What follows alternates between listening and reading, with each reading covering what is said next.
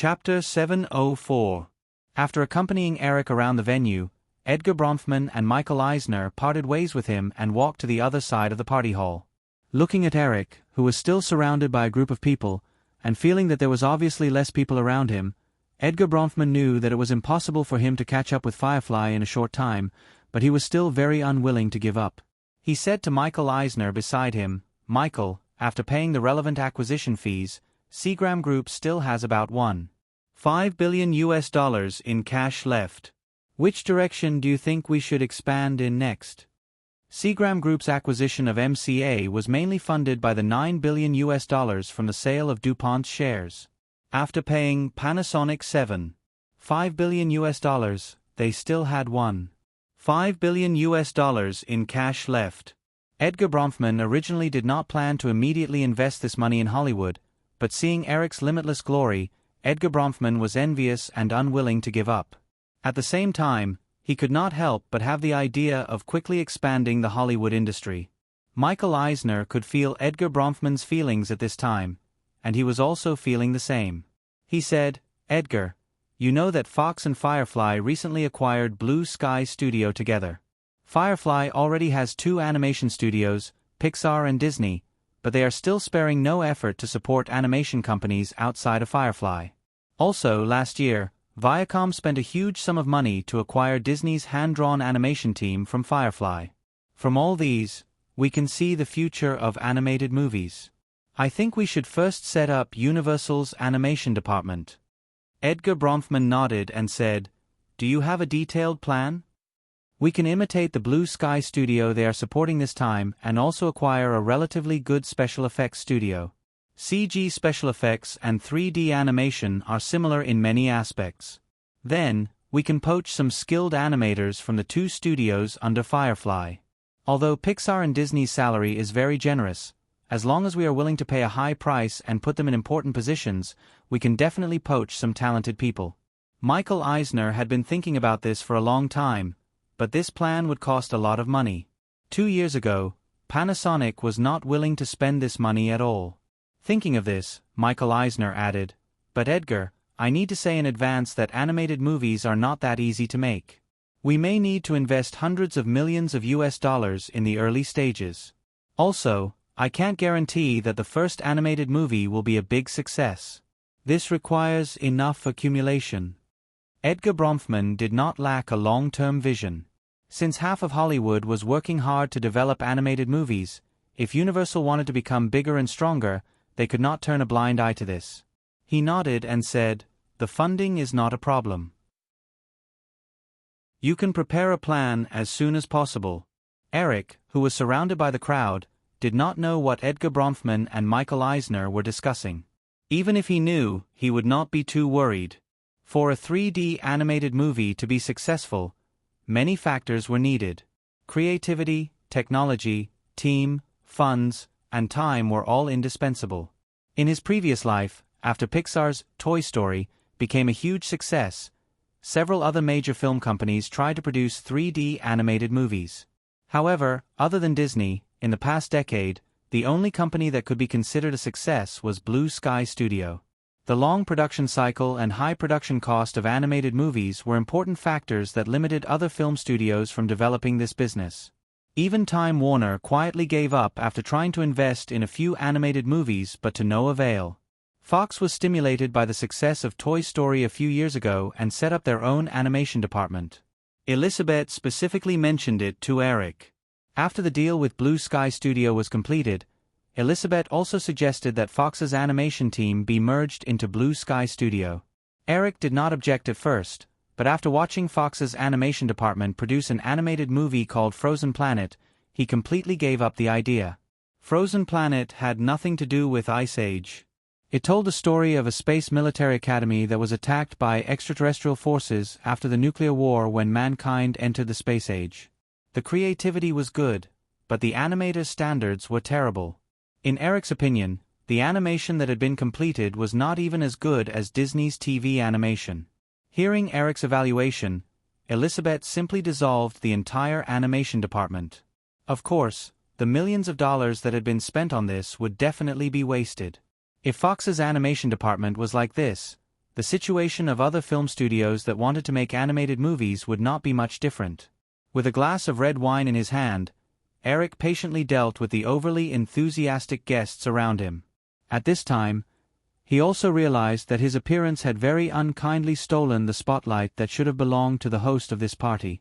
Firefly's Burbank headquarters was only 2 kilometers away from Universal Studios, separated only by a highway. Eric stayed at Firefly's headquarters to discuss the production of The Matrix with the team until 7 o'clock in the evening. When he was about to leave, he remembered that Edgar Bronfman had personally called him a few days ago to invite him, so he decided to come over and join in the fun.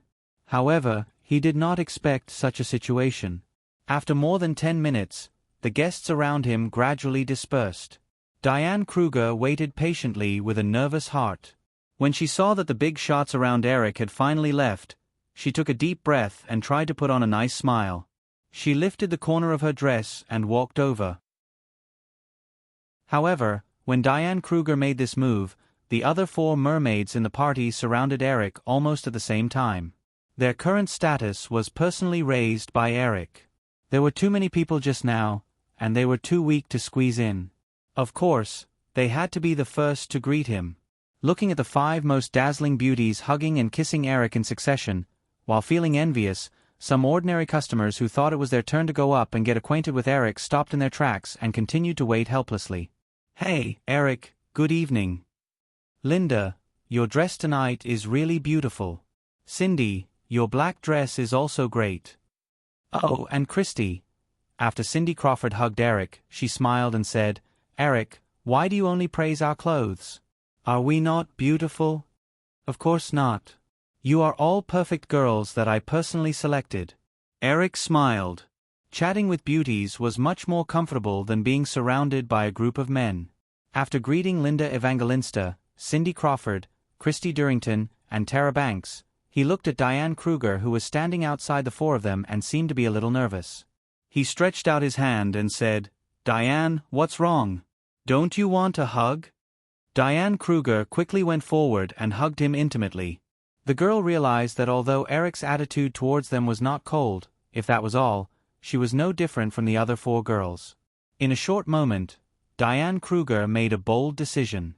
As soon as Eric let go of her waist, she turned sideways and reached out to hold Eric's arm.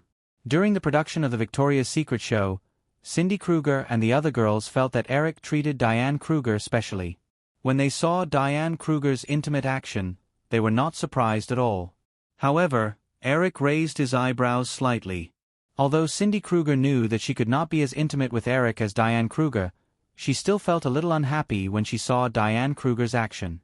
She looked at Eric and pretended to ask casually, "Eric, why did you come alone?"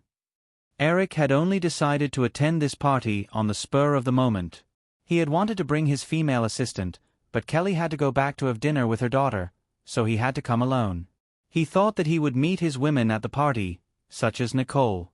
Because of the collaboration on The Mummy, Nicole had a close relationship with Worldwide.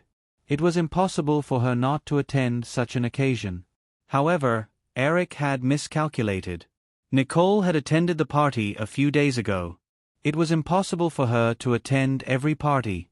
Of course, she did not come today. Other than Nicole, Eric looked around and didn't find any other woman. However, he could not say this to Cindy Kruger. Eric just reached out and hugged Diane Kruger, who was holding his arm, and said with a smile, "Isn't this my date?" Cindy Kruger was bold. She reached out and held Eric's other arm. "In that case, I'll be your date too." Eric blinked with a naughty expression and said with a smile, "Okay, all 5 of you together are fine." This kind of obvious double entendre caused the girls to show some anger on their faces, but they didn't walk away. In the crowd, Hasbro's CEO, Alan Hassenfeld, did not take the initiative to greet them. He waited very patiently. However, after seeing Eric and Diane Kruger's intimate actions, he gradually understood something. After a while, Alan Hassenfeld took a glass of wine from the waiter's tray and walked toward Eric. The girls around Eric saw someone walking over so insensibly. Although they were unhappy, they took the initiative to make way for him. When Diane Kruger saw Alan Hassenfeld walking over, she could not help but tighten her grip on Eric's arm. Alan Hassenfeld nodded slightly at Diane Kruger and reached out his hand to Eric. "Hello, Mr. Williams." "Hello, Mr. Hassenfeld." Eric reached out and shook his hand. When Alan Hassenfeld heard Eric blurt out his surname, although he had expected it, he was still very surprised. He said, "Mr. Williams, do you know me?" Eric smiled and said, "I don't have the habit of pretending not to know someone." Alan Hassenfeld laughed a few times, but his mind was quickly calculating. Eric Williams knew him. Then, the rumors were most likely true. Recalling the small actions of Edgar Bronfman and Michael Eisner, Alan Hassenfeld turned to Diane Kruger and said, "Miss Kruger, I'm really sorry. I didn't know about your relationship with Mr. Williams. When Edgar and Michael introduced you to me, I thought you were single." Diane Kruger was puzzled by Alan Hassenfeld's sudden words, but she still responded politely, "It's okay, Mr. Bronfman." Diane Kruger didn't understand, but it didn't mean that Eric didn't understand. Although Cindy Crawford didn't know Alan Hassenfeld's identity, she also understood the meaning behind his words. Edgar Bronfman and Michael Eisner had introduced Alan Hassenfeld to Eric's woman. Obviously, they wanted to create a conflict between him and Eric because of the woman. When Eric heard Michael Eisner and the others play such a dirty trick, he was a little displeased. However, he didn't show it. Michael Eisner didn't succeed in driving a wedge between him and Alan Hassenfeld. But at this time, Alan Hassenfeld said this with the idea of giving him a taste of his own medicine. He wanted to create a conflict between him and Michael Eisner. If Firefly and Universal fought over the copyright of Transformers because of this matter, Hasbro would be able to benefit from it. Few people who could become the CEO of a large corporation were fools who would roll up their sleeves and act recklessly after being instigated. Alan Hassenfeld wasn't, Michael Eisner wasn't, and of course, Eric wasn't either. Seeing that Eric's expression didn't change, Alan Hassenfeld didn't know if he didn't understand the meaning of his words or if he did, but he remained calm. After thinking for a while, he probed again, "Mr. Williams, since you know me, Firefly must have been paying attention to Transformers for a long time, right?" Eric said, "Transformers, it's indeed a very interesting toy series. I played with Transformers when I was a child." "Oh, then what do you think of the prospects of developing this toy series into a live-action movie?" Alan Hassenfeld asked. Eric shrugged. "I don't think Transformers has any movie development value now." Alan Hassenfeld frowned. "Mr. Williams, can you tell me your reason?" "Reason?" Eric smiled and said, "After I heard that someone was competing for the copyright of Transformers, I was very interested. So, I asked the technical department to do some relevant evaluation. Do you know what the result was?" "I'd like to hear the details." Alan Hassenfeld made a show of listening attentively. Chapter 705. As soon as Alan Hassenfeld's voice fell, another voice sounded behind him. "Eric, do you mind if we also listen to your views on Transformers?" Eric turned his head and saw Michael Eisner and Edgar Bronfman walking side by side. Michael Eisner and Edgar Bronfman noticed that Alan Hassenfeld took the initiative to talk to Eric not far away, so they quickly came over to prevent the two from negotiating about the copyright of Transformers. Although Firefly was indifferent to the copyright of Transformers on the surface, no one could deny that it was the most powerful competitor for the copyright of Transformers. The details of Alan Hassenfeld's contact with Eric made Michael Eisner and Edgar Bronfman feel a sense of crisis. Moreover, if Eric snatched the copyright of Transformers at the Universal Party, they would become the laughingstock of Hollywood. "Of course, Michael," Eric nodded with a smile. Of course, he didn't mind Michael Eisner listening. He even hoped that his next words would spread throughout Hollywood. Following the actions of Michael Eisner and Edgar Bronfman, some guests from other studios who noticed the situation also came over as if nothing had happened. They were also very interested in the copyright of Transformers. Diane Kruger and Cindy Crawford, who were leaning against Eric, found that in just a few minutes, Eric had once again become the focus of the venue. The senior executives of the film company, who had been difficult for them to get in touch with in the past, now surrounded Eric like a myriad of stars surrounding the moon. They were all listening attentively without any airs. The two of them were holding Eric's arm, so it was fine. Linda Evangelina and the other two women were unceremoniously pushed to the periphery of the crowd by these big shots. Their eyes were inevitably filled with envy when they looked at the two of them. Although Diane Kruger and Cindy Crawford knew that these big shots didn't care about them at all, they still inexplicably felt an inexplicable sense of satisfaction and pride in their hearts. Alan Hassenfeld looked at the people around him and Eric's confident expression. He had a bad feeling, and he regretted taking the initiative to talk to Eric. Eric's current posture clearly didn't seem like he was going to speak up for the Transformers. Moreover, with Eric's status in Hollywood, his words would never be lightly ignored. Alan Hassenfeld did not believe that Eric would simply talk nonsense to suppress the value of the Transformers copyright. Sure enough, after patiently waiting for everyone to gather around, Eric said, "When I heard that everyone was recently concerned about the Transformers movie adaptation rights, I also became interested in this toy series and privately considered some production plans. But the final conclusion is that with the current conditions, Transformers doesn't have much adaptation value. If we forcibly make a live-action movie, the cost and risk are very high. If someone hadn't indirectly linked the Transformers movie adaptation rights to Firefly, there wouldn't have been so many people competing for it." 9 out of 10 people didn't believe Eric's words, but they weren't in a hurry to refute. Eric looked around and continued, "According to my vision, if we want to make a live-action movie, the image design of Transformers should be a complex and precise mechanical life made up of hundreds of parts and full of metal texture.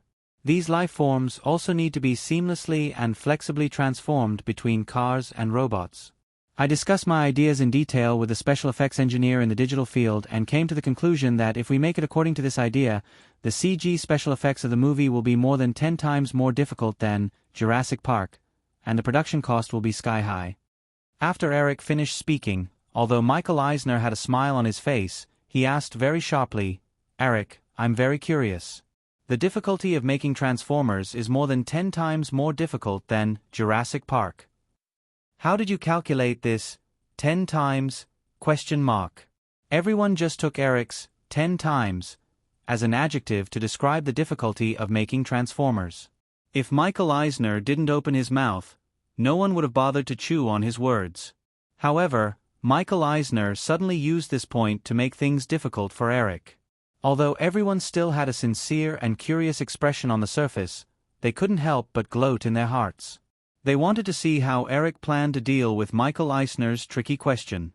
To their disappointment, Eric's expression didn't show any signs of anger.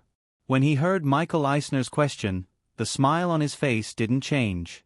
He said, "Michael, regarding the specific software development, technical testing, 3D modeling, and other processes involved in CG special effects, I think you definitely don't know.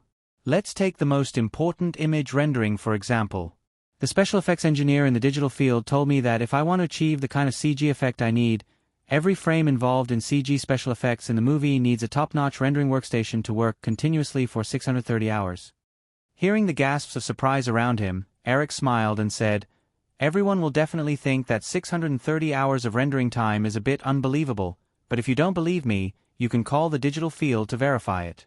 Of course, there's another point. The digital field has just built a large-scale post-production rendering farm in Florida.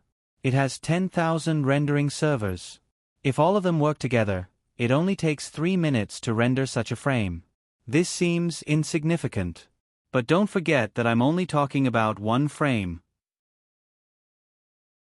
If we assume that this movie has 30 minutes of special effects scenes, then the number of frames involved is 43,200 frames.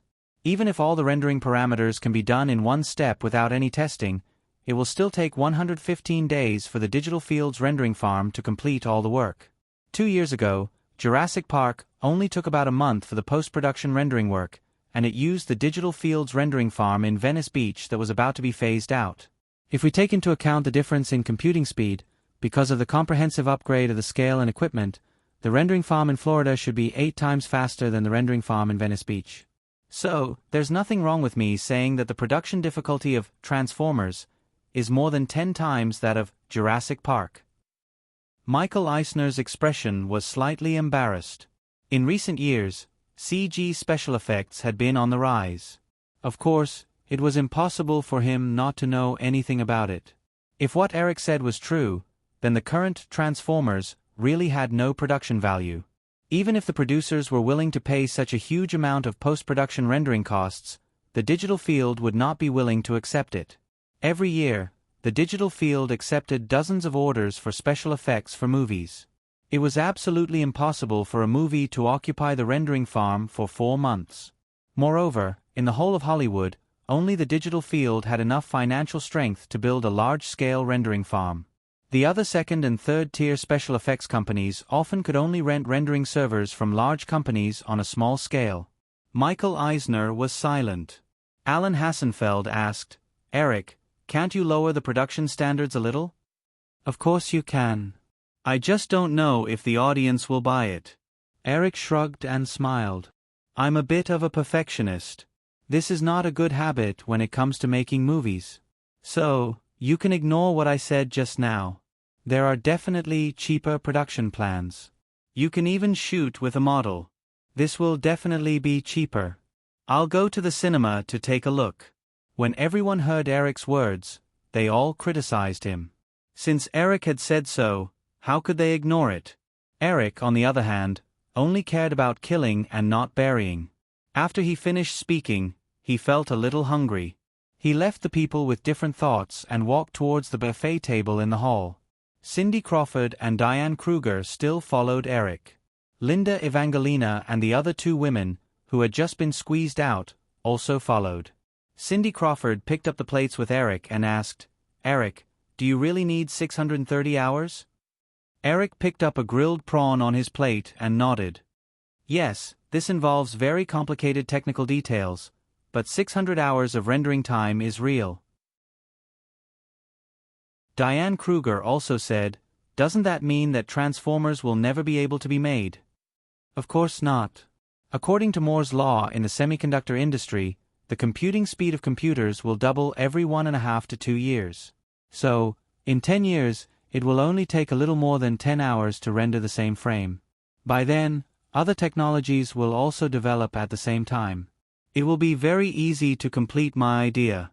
In 1995, the semiconductor industry had just entered the microprocessor era.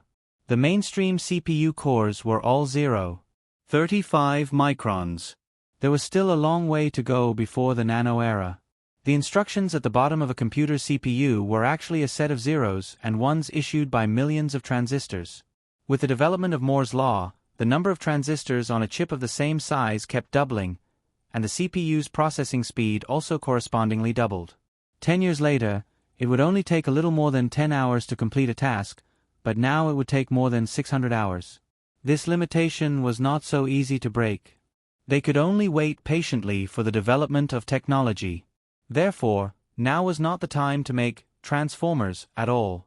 Moreover, Eric's repeated mention of the digital domain just now also conveyed another message to those people. That is, in Hollywood, even if you want to make Transformers, it is impossible to bypass the digital domain. Because in the entire Hollywood, only the digital domain had the ability to carry out the special effects of Transformers. Although the digital domain had been operating independently for the past few years and had not rejected any special effects orders from Firefly, this did not mean that Firefly would never do so. As for Industrial Light and Magic, almost all of the CG special effects blockbusters in the past few years were produced by the digital domain. The continuous special effects orders not only brought a large amount of income to the digital domain, but also gave the digital domain enough financial strength to continue to invest in technology research and development. At this time, the digital domain had left Industrial Light and Magic far behind in terms of technology accumulation. Take the rendering farm of the digital domain for example. Firefly had invested $100 million in the rendering farm in Florida for the digital domain. The powerful computing power was enough to support the rendering needs of all the orders under the digital domain. Even if Industrial Light and Magic could squeeze out $100 million to build a rendering farm of the same scale, the income from the CG special effects orders in their hands might not even be enough to support the maintenance and upgrade costs of such a large-scale rendering farm. Eric was thinking about this when Cindy Crawford, who was next to him, heard his words and said, 10 years, at most 6 times, how did it become more than 10 hours? Eric was stunned for a moment, then he shook his head and smiled. He looked at the other women and saw that they were obviously puzzled. He could not help but sigh at the mathematical skills of these beautiful women. Diane Kruger was the first to understand. She said, "It doesn't seem to be 6 times. If it's continuously multiplied, it should be 2 to the 6th power, which is, 64 times. Eric, am I right?" "Smart." Eric nodded. He picked up a grilled prawn and handed it to her. "Here, your reward." Heh. Diane Kruger smiled happily as she looked at the other girls, especially Cindy Crawford. She couldn't help but look a little smug. Cindy Crawford was clinging to Eric, making her feel very threatened. Cindy Crawford noticed Diane Kruger's gaze and sneered in disdain. How stupid! How many men would like a smart woman? With that thought, Cindy Crawford's expression already showed a little resentment. She extended the plate in front of Eric and said softly, "Eric, I want one too." Okay. Eric picked up a grilled prawn and put it on Cindy Crawford's plate. Seeing that the other 3 women also extended their plates, he did not mind. He picked up a grilled prawn and joked, "Why don't we take away all the grilled prawns on this plate?" Seeing that Eric was about to pick up the entire plate, the women quickly stopped him and laughed. "Ha, don't, we'll be laughed at." After eating some food and dancing with the women for a while, Eric noticed that the CEO of Hasbro, Alan Hassenfeld, left the party not long after talking to him. He also had the intention to leave. However, looking at Diane Kruger and Cindy Crawford, who were clinging to him, as well as the other 3 women's expectant eyes, Eric could only say, "Cindy, I'm going home." "Eric, I haven't been to the Shophorn Manor yet. Can you take me there?" Cindy Crawford said boldly, completely ignoring Diane Kruger on the other side.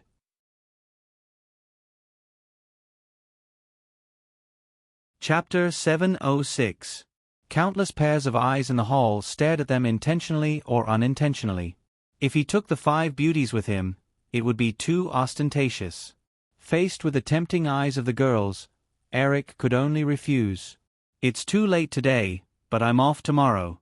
You can come over if you're free." "Really? Then it's a deal." Cindy Crawford was the first to respond again, and the other girls followed suit. Eric smiled and nodded. He looked at Diane Kruger, whose eyes were flashing with disappointment, and said, "Diane, let's go." Diane Kruger was stunned. After hearing Eric's words, she thought that Eric would not take any of them back. Just as she was worrying about her gains and losses, she heard Eric's flat tone. His tone did not carry any command or request, nor did it have the anxiety of a man inviting a girl home for the night for the first time. It was completely like a normal daily conversation, as if everything was so natural. Diane Kruger was hesitating whether she should be a little reserved, but when she felt the envious eyes of the other girls, she immediately gave up any reservations that might backfire. She intimately reached out to hold Eric's hand, and a beautiful smile appeared on her delicate face. She nodded and said, "Okay." Eric reached out and hugged the girl, and said goodbye to Cindy Crawford and the other girls. Then he walked to the host of the party to say goodbye. These etiquette were indispensable.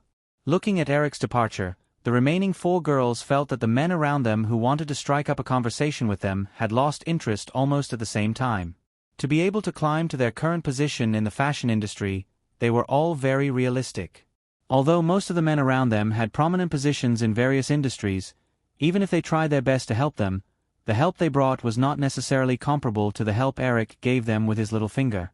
They had just seen Eric's influence in Hollywood, and even in the fashion industry where their careers focused, the strong attention of the Victoria's Secret fashion show had made the 40 Victoria's Secret angels who participated in the Victoria's Secret fashion show become wildly sought-after endorsement candidates by businesses all over the world. Many media outlets predicted that the Victoria's Secret angels would monopolize the best brand endorsement opportunities in the industry in the next few years. There was still more than half a year before the second Victoria's Secret fashion show. The 40 Victoria's Secret angels had become the focus of competition among the major modeling agencies in the world. Unless Eric personally intervened, the Victoria's Secret angels from the previous show, who had come from weaker modeling agencies, were likely to be eliminated. Even the positions of the 5 Victoria's Secret spokespersons were coveted. The tabloids had reported more than once that one of the 5 of them would be replaced by the Victoria's Secret project team. In this case, the best way to stabilize his position at the top of the fashion pyramid was to do his best to hold on to Eric, this super thick thigh. Looking at Eric, Edgar Bronfman and Michael Eisner leaving the party hall, Cindy Crawford politely declined an invitation to dance. She raised her wrist to look at the exquisite Patek Philippe and said, "It's almost 10 o'clock. It seems that I have to go back. Maybe I should go to Rodeo Avenue to pick out clothes for tomorrow. Linda, do you want to come?" "Of course." Linda Evangelines placed the half-empty glass of wine in her hand on the tray of a passing waiter and said, "The Chanel store should be closed by now, but I happen to know their manager, so I can pick out the clothes with just a call." Eric left alone with Diane Kruger, making the girls who were not so harmonious in private feel inexplicably united. Christy Durrington also came over and said in a slightly sour tone, "What can a little girl mean? Doesn't he understand that big sisters are more interesting?" Cindy Crawford chuckled and said in a low voice, "Don't you know? He likes big sisters." "Of course we know." Linda Evangelines joined the conversation and said with a smile, "Maybe we're not old enough." "Ha ha." Amidst her laughter, Cindy Crawford glanced at Tara Banks, who was leaning over. Due to her skin color, although they wouldn't deliberately distance themselves from her, they wouldn't get too close to this black pearl in the past. However, at this moment, Cindy Crawford said, "Tara, I heard that Naomi Campbell invited Edward Razek to dinner last week. You have to be careful." In the Western world where racial discrimination was everywhere, the fashion circle could not accommodate 2 dazzling, black pearls at the same time. Tara Banks could understand this, but she was not experienced enough.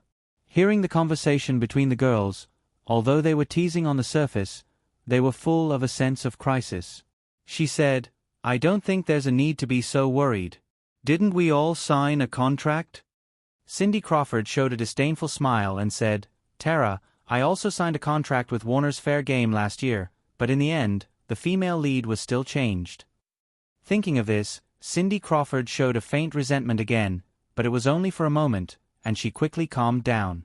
She originally wanted to change her career to film, mainly because she wanted to change her career quickly before her fame in the fashion circle declined. However, after the Victoria's Secret show, she, who was on the verge of retirement, immediately reached the peak of her career again. As long as she could hold on to the contract with Victoria's Secret and stabilize her position in the circle, her annual endorsement income in the fashion circle would not be lower than most of the A-list actresses in Hollywood. After chatting for a while, the 4 girls also left the party together, making many men at the party feel regretful. Eric left the party with Diane Kruger. Just as the car drove out of Universal Studios, he unexpectedly received a call from Hasbro's CEO, Alan Hassenfeld, who wanted to set up a meeting to talk about Transformers in person. Recently, Eric had been busy with several films. The next 2 days happened to be the weekend, and the next Monday was March 27th, the date of the 67th Academy Awards. Eric did not plan to attend the award ceremony, and since he had a few days off, he casually made an appointment at 10 o'clock in the morning the next day. Eric knew that his words at the party had made Alan Hassenfeld completely realize the reality. If they wanted to start filming Transformers, it was destined to be a film with a big investment and a big budget. It was impossible for a second- or third-tier Hollywood film company to produce and distribute such a big project. Hasbro could only choose from the 7 major film companies. And among the 7 major film companies, only Firefly could provide more guarantee for the movie version of Transformers. Of course, Hasbro could force other film companies to choose, but if they failed, the movie version of the world-class brand of toys would be completely ruined. Of course, Alan Hassenfeld knew what to choose between the 2 of them. Although the original plan was to let Fox take the copyright, since so many changes had happened, Eric decided that it was safer to take the Transformers series under Firefly. The next morning, Eric habitually woke up early. He was not in a hurry to get up. Lying on his side with his chin propped up, he carefully admired the charming face beside him. Perhaps keenly feeling the man's gaze, Diane Kruger's eyelashes fluttered a few times, and she opened her eyes. "Good morning." Eric leaned over and kissed the seductive face. "Good morning, Eric." Diane Kruger nodded shyly. Eric reached out and pressed a button on the bedside. In the spacious circular bedroom, the curtains quietly slid open, and the morning light rushed in unscrupulously. It was all white outside the window, and as far as the eye could see, there was a faint mist. The sudden light made Diane Kruger even more shy. She shrank into the blanket, but also curiously stuck her head out and carefully looked around. "Do you want to take a look?" Eric said, "Although it's foggy, you should still be able to see around. The view here is pretty good." Diane Kruger had long seen pictures of Freedom City in magazines and knew that this bedroom was like a flying saucer sitting at the highest point of this streamlined villa. However, when she first saw this villa, she never thought that one day she would wake up in this bedroom. Seeing the girl nod, Eric got up and quickly put on his trousers and a shirt. He looked around. Diane Kruger's wine-red dress from last night was not in the bedroom. Eric had experience in this regard. He opened the closet and quickly took out a white shirt and a loose casual t-shirt. He raised them and smiled at the girl who was still huddled in the blanket. "Which one do you want to wear?" Diane Kruger looked around and pointed at the t-shirt in Eric's left hand. "This one." Eric handed the t-shirt over. Only then did Diane Kruger get up. Under Eric's gaze, she blushed and put on the loose t-shirt on her naked body. She had casually thrown her underwear in the bathroom when she took a shower last night. Now, she was too embarrassed to ask Eric to get it for her. After getting up, Diane Kruger looked at the loose t-shirt on her body and thought for a moment. She pointed at Eric's closet and asked with a questioning look in her eyes, "Can I?" Eric nodded and said, "Up to you." The girl quickly found a brown man's leather belt. She hung it for a moment and tied it around her waist. The loose t-shirt immediately turned into a lady's dress. Eric looked at the girl's actions and thought to himself that she was indeed a well-dressed alien from the past. In the blink of an eye, a t-shirt had turned into a long dress full of charm. The floor of the bedroom was slightly cold, but it was very comfortable to walk barefoot on. The two of them walked to the window on the south side. The sea was foggy, but they could still see the dark sea for several kilometers. In the east, a red light penetrated the mist, indicating that it was another good day. "Actually, the scenery here is the most beautiful in the evening. It's not that interesting now. Let's go over there." Eric held Diane Kruger's hand and walked to the north side of the bedroom. The plot of land in the Sharphorn Manor was already much higher than the surrounding area. The Freedom City increased the difference even further. Other than the hillside in the distance that couldn't be seen clearly in the mist, the nearby buildings within several kilometers appeared in their vision. Diane Kruger stood by the window and leaned in Eric's arms. She looked at the buildings that seemed to be under her feet. Looking at them from the height, it gave her the feeling of looking down on all living things. The two of them stood there and chatted softly for a while. Eric even gave Diane Kruger some of the Hollywood celebrities who lived in the area with great interest. At 9 o'clock in the morning, a few luxury cars appeared at the entrance of the Sharphorn Manor. Cindy Crawford and the other girls had set off early from downtown Los Angeles and rushed to the Sharphorn Manor. The girls went around the manor's corridor to the Freedom City. After parking the car, they walked to the villa together. The person who opened the door was Diane Kruger, who was still wearing the t-shirt from the morning. When the girl saw the four of them, she felt a faint sense of superiority in her heart, but she didn't show it. However, it was impossible for the shrewd Cindy and the other girls not to see it. After a passionate hug on the surface, Cindy Crawford couldn't wait to ask, "Diane, where's Eric?" "We just had breakfast. He's reading the newspaper on the balcony." Diane Kruger deliberately emphasized the word "we," and then led Cindy and the other girls into the villa. The girls lampooned inwardly, but they maintained their smiles on the surface. Linda Evangelista even affectionately hugged Diane Kruger's shoulder and whispered with a smile, asking her how she felt last night. Diane Kruger wasn't that thick-skinned. She blushed when Linda Evangelina said a few words. They chatted in a low voice as they walked through the spacious hall and came to the balcony on the south side of the villa. At this time, the morning mist had gradually dissipated. The sunlight passed through the last wisp of mist and sprinkled on the sparkling swimming pool on the balcony. The green water in the pool was like a huge piece of jade. Eric was wearing a white shirt and khaki casual pants. He leaned lazily on the deck chair beside the pool with his legs crossed and was flipping through today's Los Angeles Times.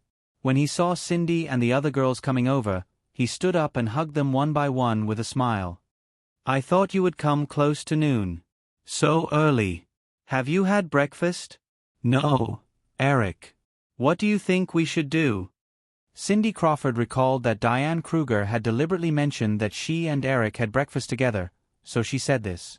Eric shrugged and said with a smile, "There's food in the kitchen. You can get it yourselves." As he said that, Cindy and the other girls didn't leave to eat.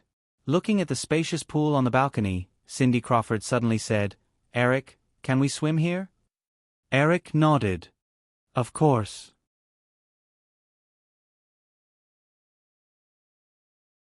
Chapter 707. Women were always very troublesome, especially beautiful women. After getting Eric's permission, Cindy Couplet and Cindy Couplet began to dress up.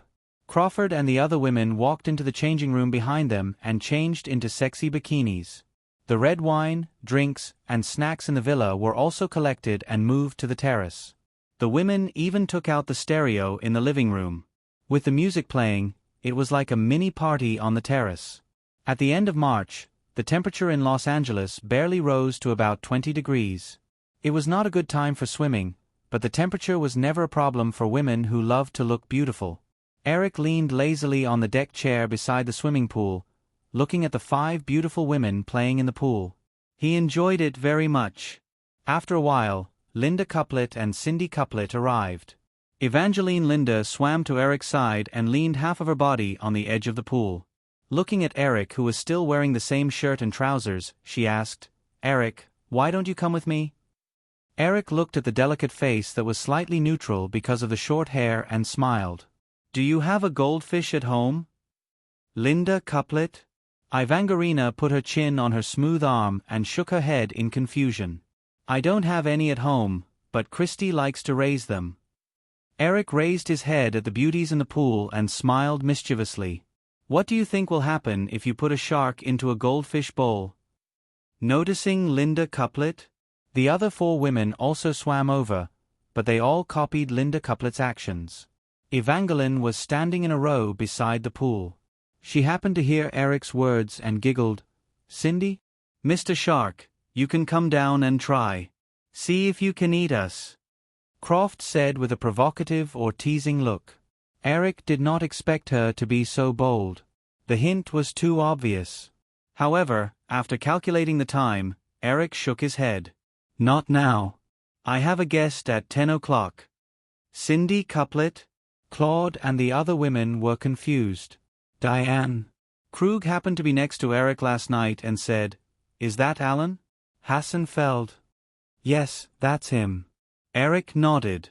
However, the copyright of Transformers involved a lot of things, and Eric did not want to discuss it too much. He took the initiative to change the topic. "Aren't you going to attend the Oscar Awards ceremony the day after tomorrow? How are your preparations?" All the girls realized that Eric wanted to change the topic, so they didn't ask. "Linda." Evangeline Linda said, "I've been preparing for it for a long time. I never thought that I would be on the stage of the Oscars one day." As they chatted, seeing that Eric had no intention of getting into the water, the girls also got out of the pool. Eric admired the perfect bodies in front of him that made men's blood boil. He thoughtfully picked up the towels beside him and handed them to each of them. After drying their bodies, a few reclining chairs were lined up on both sides of Eric. The warm sunlight that was close to 10 o'clock shone on their bodies, making them feel very comfortable. Soon, the women revealed a lazy look, just like cats enjoying their owner's caress. Eric went to the stereo and changed the music to a soothing tune. He walked back to his chair and lay down. He asked, "What are you going to do after the Oscars?" "We'll do whatever the agency gives us. But until September, we'll be free most of the time." Linda Evangeline, who was lying on the left side of Eric, said, "We'll be busy in September. We'll have to fly to the 4 major fashion weeks and the Victoria's Secret show. We'll be busy until November, and then will be free again until the autumn and winter fashion weeks in February and March next year. Cindy? Crawford couldn't snatch the position next to Eric because of Linda's presence. Evangeline Linda, who was supporting her curvy body, poked her head out and asked, "Eric, do you have any jobs for us?" In order to maintain the popularity of the Victoria's Secret Angels, in addition to the Victoria's Secret show, the Firefly Group had been constantly providing media exposure opportunities for them. This was the main reason why the Victoria's Secret Angels were so popular in the modeling circle. However, these opportunities added together were not necessarily more valuable than the ones provided by Eric. So, realizing the meaning of Eric's words, "Cindy?" Crawford couldn't wait to ask. Eric's answer didn't disappoint them. He said, "Yes, I've been thinking about it since last year when I was preparing for the Victoria's Secret show. To put it simply, it's a model election reality show. The contestants will compete for a lucrative Victoria's Secret Angel contract through various stages." Diane Kruger, who was on the right side of Eric. Kruger said, "It sounds like a modeling competition held by an agency." "Of course it's different." Eric shook his head. "The program I want to create is not a competition in essence, but a reality show. Since it's a show, of course I'll choose something that the audience is interested in to show them. My plan is to choose a more experienced supermodel as the host and invite some well-known celebrities in the fashion industry to be the judges. In each episode, I'll set up various interesting and professional stages. Through a very intense elimination mode, I'll choose a winner from a batch of contestants and get the final reward contract." After Eric finished speaking, Tara Banks looked at him. Banks suddenly said, "Eric, are you saying that it's like Survivor?" Eric looked at Tara Banks with interest. Banks glanced at him and nodded with a smile. "Yeah, just like Survivor." Looking at the pairs of beautiful eyes around him that seemed to be burning with eagerness, Eric immediately poured some cold water on them. He said, "However, this is a more professional reality show. The ratings definitely can't be compared to Survivor." "Christy?" Darrington asked. "Then, Eric, what do you think the ratings of this reality show will be?" Eric shook his head and said, "I can't guarantee that.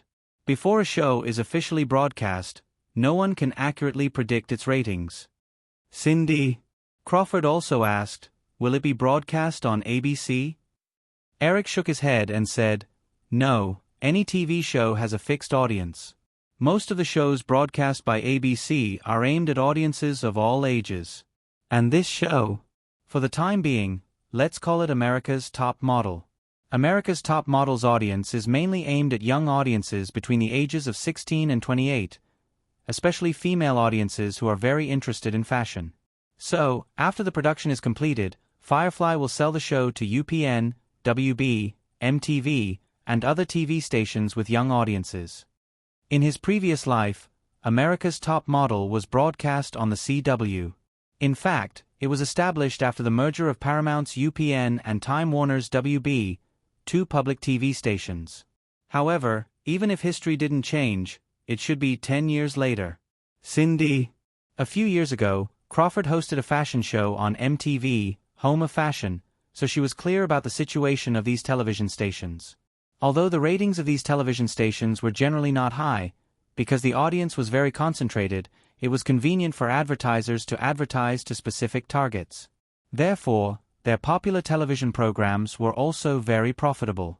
If America's Top Model could become a reality show on the same level as Survivor on these niche television stations, then this show would definitely cause a sensation.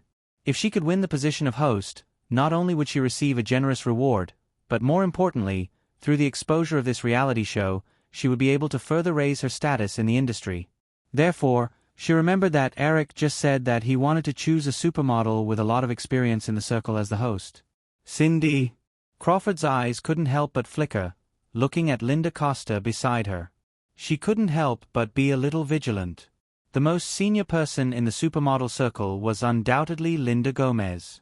Evangeline Linster, who can be said to be the first supermodel in the fashion industry, and Christina Linster. Darrington's qualifications seemed to be deeper than hers. Although Tara, Banks and Diane, on the surface, Krug didn't seem to be much of a competitor, but no one knew if Eric would have other ideas. After all, what if he had to choose Tara Banks or Diane? As the host, no one could stop Krug. Cindy.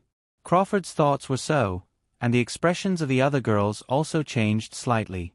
Eric didn't feel the changes in the girls' thoughts. He was suddenly interested and continued, although the ratings of America's Top Model can't be compared to Survivor and Who Will Become a Millionaire, the production cost is also very low. The main cost is actually the appearance fee of the host and guests, and the requirements for the shooting location are not high.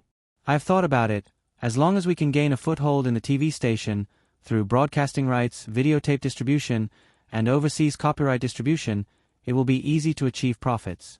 Moreover, this kind of low-cost reality show has a very big advantage. As long as there is a market, it can be produced continuously. 10, 20, or even 30 seasons will not be a problem. When the 5 girls heard Eric's words, their little hearts almost jumped at the same time. The short career lifespan of models had always been the biggest problem for them. Under normal circumstances, even if they were supermodels, once they were over 30 years old, even if they were still as beautiful as flowers, they would gradually be replaced by the new generation. If they could get the host position of a longevity reality show that could produce dozens of seasons, it was almost equivalent to getting an iron rice bowl. Even if the pay of the show was not so high, as long as they could maintain their fame through it, they could still get a steady stream of income through other channels. Eric picked up the juice next to him and drank a few mouthfuls. When he was about to continue, the phone on the wall beeped a few times. It turned out to be Alan. Hassenfeld had arrived. Eric said a few words into the phone, then turned to the girls on the lounge chairs and said, "You guys continue to play, I'm going to meet the guest." "Cindy?" Klaus said. "Eric, do you need me to help you?" "Oh no." Eric shook his head and refused. The girls just knew that Eric didn't want them to know too much about the Transformers, so they didn't insist. However, after Eric pushed open the glass door not far away and left, the atmosphere on the terrace suddenly became obviously cold. 5 pairs of eyes inadvertently looked at each other, and it was obvious that there was a touch of hostility in each other's eyes. There could only be one host of America's Top Model. The reason why the girls could maintain a harmonious state of fake best friends was mainly because they were the spokespersons of Victoria's Secret. Their current status was similar. But if the host position of America's Top Model fell to any of them, this delicate balance would be broken almost immediately. Alan. Hassenfeld parked the car in front of the Freedom City Villa. After getting out of the car, he couldn't help but look around, especially at the Freedom City that was frequently ridiculed by the media as an alien aircraft because of last year's Men in Black. His eyes were full of envy. Although the market value of Hasbro reached $2 billion, after more than half a century of development, Hasbro, like many long-established companies, had become a publicly owned company. Although the Hassenfeld family still controlled the toy company, it was no longer the largest shareholder, and the family wealth was only $500 million. Hassenfeld's personal wealth was less than $100 million. Therefore, at this time, looking at this dream villa that many rich people coveted, he could only be a little envious. Perhaps it was this gap in wealth that made Alan? Hassenfeld's confidence in his heart weakened unconsciously. He was also nervous about the next negotiations about the Transformers copyright. The door of the villa not far away opened. Seeing Eric walk out, Hassenfeld hurriedly went up to him. The two greeted each other, then Eric took him into the villa and went directly to the study. "Sit down on the sofa, Alan." Hassenfeld saw Eric personally go to the side to make coffee and said, "Eric, why don't you let the servants do these things?" "Oh, I prefer silence. I'm not used to people wandering around in front of me. So they usually stay outside and don't come in on their own initiative. Everyone has their own unique personal preferences." Hearing Eric say this, Alan? Hassenfeld nodded slightly and didn't ask anything more. After making coffee and pouring a cup for each of them, Eric sat down on the sofa and said, "So, Alan, I think it's better for us to be direct. Regarding the Transformers, what are Hasbro's final conditions for cooperation?" Alan. Hassenfeld was stunned.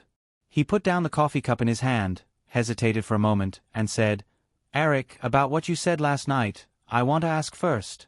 If the Transformers are handed over to Firefly, when can you officially start production?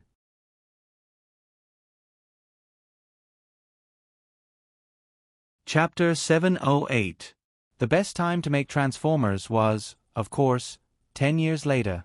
However, if he said that now, Eric believed that Alan Hassenfeld would probably leave on the spot. 5 years, Eric thought for a moment and said to Alan Hassenfeld.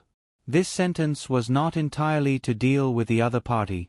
The production time was brought forward to about 2000, and there were not many problems with the technology. It was just that the cost would be higher. I have several high-tech companies in my hands, so I still have a full understanding of this. According to the current speed of technological development, Transformers will start production in 5 years, and the cost will be within the range of risks we can afford. Although Eric's words last night did not completely dampen the enthusiasm of the film companies who hoped to get the copyright of Transformers, the impact was obvious. Before Alan Hassenfeld came in the morning, he called several senior executives of the film companies who had been negotiating during this period of time to sound them out. The tone of the other party was no longer as eager as before. Alan Hassenfeld understood that these people were no longer interested in the copyright of Transformers, but because of Eric's words, they had scruples. Since Eric publicly suppressed the copyright of Transformers at the party, no matter what his intentions were, his intention was almost certain that he did not want others to compete for the copyright of Transformers. Since Eric did this when Transformers was still in the stage of fighting for the copyright, it was hard to guarantee that he would not do something bad during the production of the film. Therefore, the best partner for Hasbro at this time was only Firefly. Of course, they could also hold the copyright of Transformers tightly in their hands, but this was not in the fundamental interests of Hasbro. After Eric finished speaking, Alan Hassenfeld did not waste any more time. He said, "Eric, Firefly has always been Hasbro's most anticipated partner. We have thought about it in detail. If you can be the director of this film, Firefly only needs to pay a copyright licensing fee of $5 million. However, Hasbro hopes to invest together. Our request is not high. We only need 30% of the investment rights.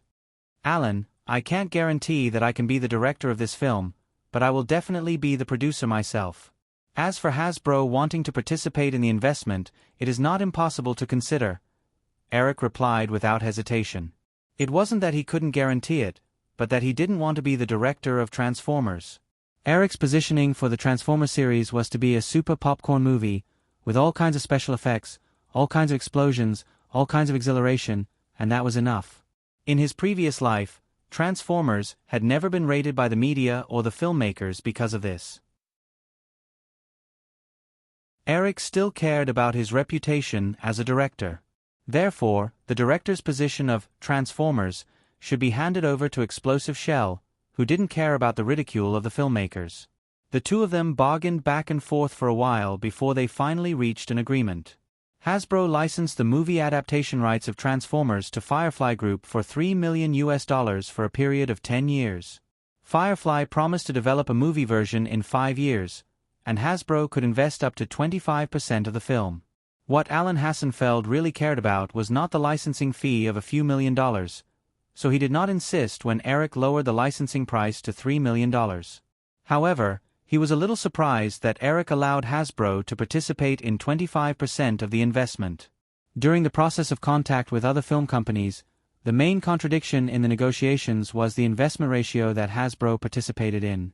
At first, Hasbro whimsically wanted to invest in the live-action film with their partners, but they soon realized that the major film companies would never agree to such a condition. Before Alan Hassenfeld came, the bottom line in his heart was actually 20%.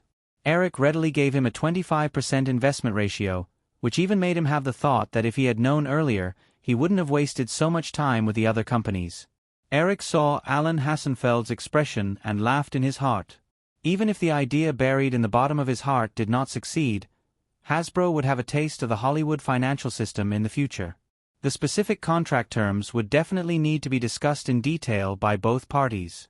But since the result had been determined, Eric was more enthusiastic and specially opened a bottle of champagne as a simple celebration. Alan Hassenfeld held the champagne in his hand and looked forward to the future of the Transformers movie with Eric. He seemed to inadvertently bring up another topic, Eric, with all due respect, Firefly's development of movie peripheral products in recent years is far from the limit of those popular movies. Take the development of several 3D animated movies released by Disney as an example. Firefly itself produced some of the peripheral products, but these products were limited to the fixed sales circle of Disneyland and Disney stores. And for the peripheral products that Firefly can't produce, your extensive licensing model of cooperation with anyone who applies is actually a great waste of the brand. Firefly was actually aware of this problem internally. However, in the past few years, both Firefly and Disney focused on the movie business. After annexing Disney, Eric launched the acquisition of the television network without stopping. During this period, he had not had much energy to deal with this matter. Katzenberg had begun to seek a solution. Eric had also recently seen several relevant documents. The brand operations department was discussing a packaged image licensing agreement with the fast food giant KFC. KFC would pay $100 million a year for the license to print cartoon images in Disney movies on the tableware of its fast food restaurants. As long as this cooperation plan was formed, Firefly could continue to extend this as a template and develop more efficient brand operation strategies. However, Eric certainly wouldn't say this to Alan Hassenfeld. He also understood the intention of Alan Hassenfeld's words. He just nodded in agreement. At the same time, some other thoughts came to his mind. Sure enough, Alan Hassenfeld said again, "Eric, in this case, I think, why don't we have in-depth cooperation in this area? Firefly is a media group. I guess you will definitely not choose to expand your Disney stores. This is not the focus of Firefly's business. Then, Hasbro can completely fill the gap in the market outside Disneyland and Disney stores. We not only have a perfect product distribution system in North America, but we also have a very deep market expansion in Europe and Asia."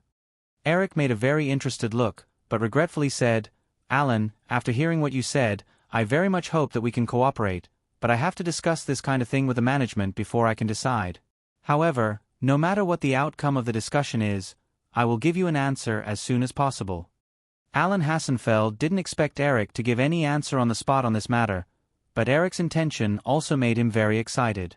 In the process of rapid expansion in the 1980s, Hasbro often used very clumsy mergers and acquisitions in order to enrich their toy product range.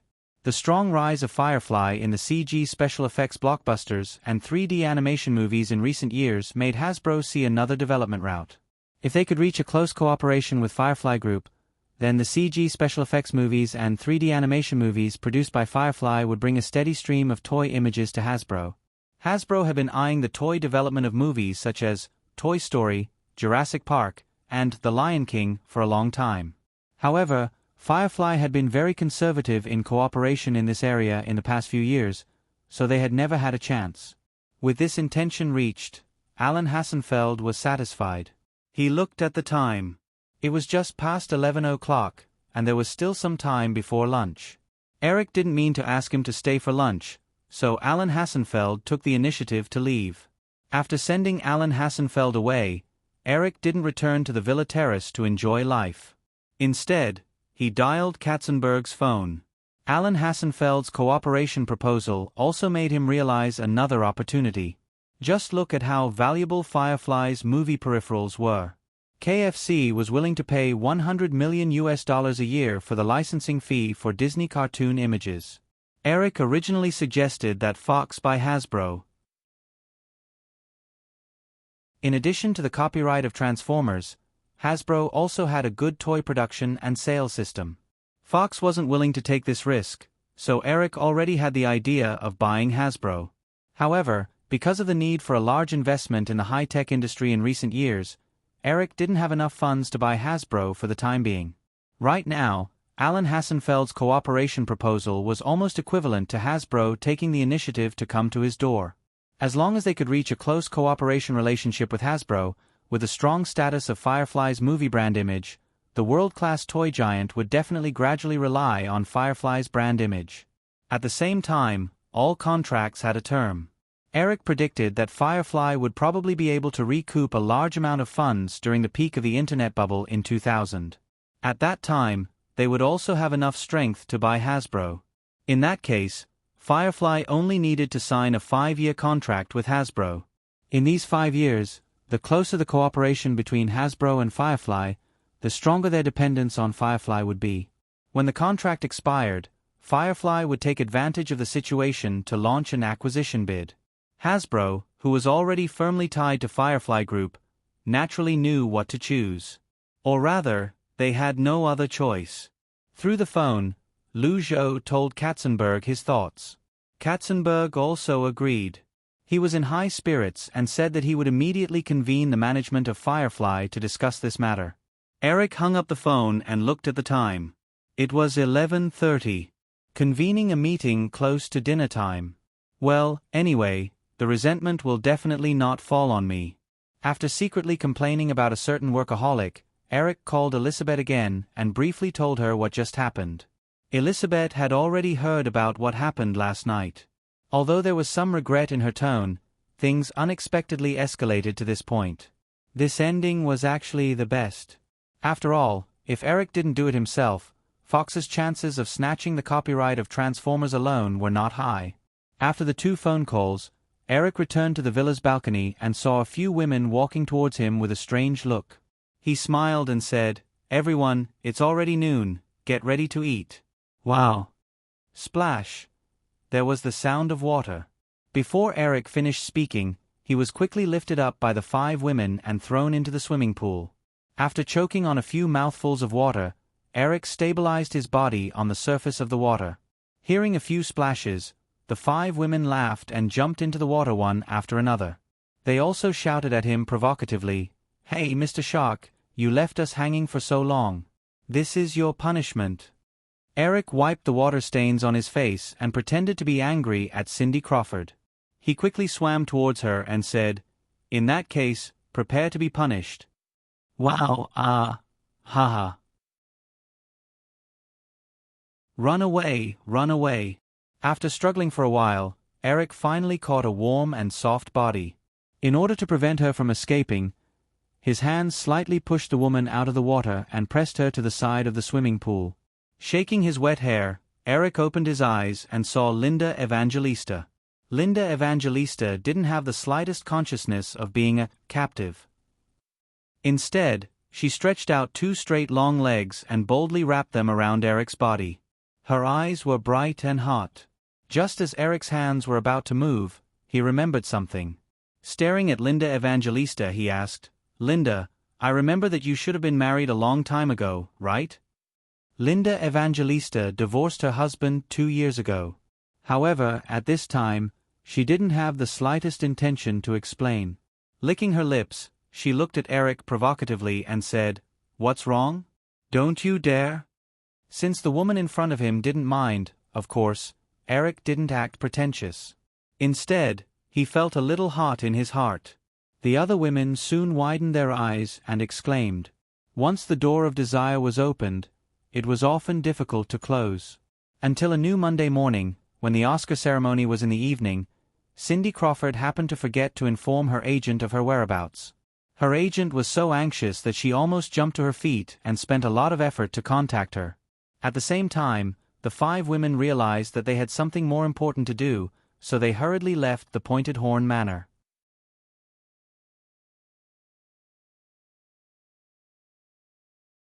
Chapter 709.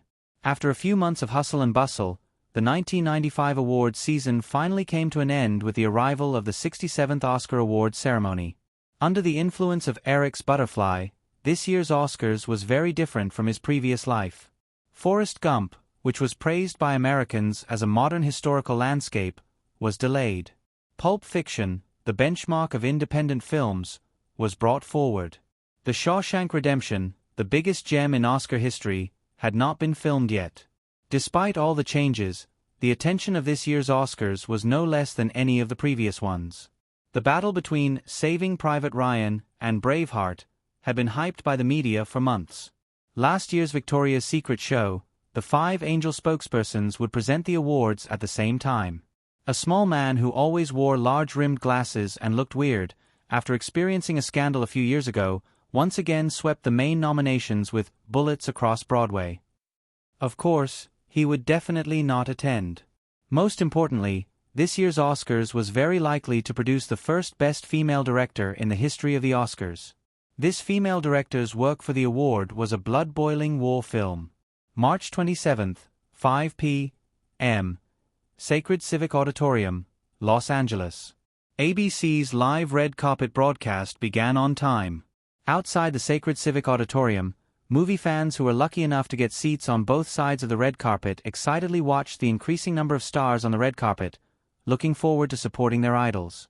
Tom Hanks, Morgan Freeman, John Travolta, Tom Cruise, Helen Mirren, Susan Sarandon, Judy Foster, Winona Reed. Whenever the familiar hole appeared on the red carpet, it would cause waves of cheers. A limousine slowly stopped at the end of the red carpet. This was Catherine's first time attending the Oscar Awards ceremony. Before Saving Private Ryan, although Shock Point, Thunderbolt Blue Angel, and other films had attracted the attention of the industry, because the topics of discussion of these films were not favorable, they had not received any decent nominations. The limousine was arranged by her agency. It was a stretch Lincoln. She was the only one sitting in the limousine, which seemed a bit empty. She inadvertently glanced at the sea of people outside the window and suddenly became nervous. She had never been used to public occasions like this. The door was pulled open. Catherine hesitated for a moment, but still stepped out of the limousine and stepped on the red carpet, tightly holding the handbag in her hand. In the end, she chose the light gray silk gown that Eric had given her. There was an irregular heart-shaped pattern embroidered on the chest, and it was tied at the waist. The hem was very long, but it was completely supported by her tall and slender figure. It gave people a shocking feeling that below the waist were all legs. Although she was momentarily at a loss, she still straightened her back out of habit. She didn't show any signs of panic on the surface. Instead, she gave off a feeling of nobility like a goddess. This kind of aura that came from the inside out made the surrounding audience fall silent for a moment. The first reaction in most people's hearts was basically, which female star was this? It was only when someone took the lead to shout, "Catherine," that everyone suddenly reacted and responded excitedly. "Catherine, Catherine, Catherine." The crazy flashing of the spotlights made her raise her hand to cover her eyes, but she soon realized that this action was a bit inappropriate. Halfway through, she waved her hand to the crowd with a shy smile on her face. This made the atmosphere in the venue even more frenzied. She even heard someone shouting crazy words like, "Catherine, I love you, marry me." It was a female voice. Her agent, who was standing outside the red carpet, made several gestures to her before she remembered to walk forward. She was all alone. Inexplicably, she missed that little fellow. Although he had scared her out of her wits that night, if there was such a person by her side now, and she could hold his arm, perhaps she wouldn't be so nervous and helpless in her heart. Strong men could always give people a sense of security. In the past, she had always thought that she would never need such a ridiculous thing. Now, surrounded by the crowd, she suddenly realized that maybe she still needed a little bit. Her mind was in a mess. Like a puppet, she acted according to her agent's arrangements. Walking down the red carpet and into the crowd, she finally relaxed when she met up with the crew of Saving Private Ryan. However, she was quickly pulled out by her agent and led into the auditorium, saying that she wanted to introduce the interview with ABC. Her agent had already told her about the interview.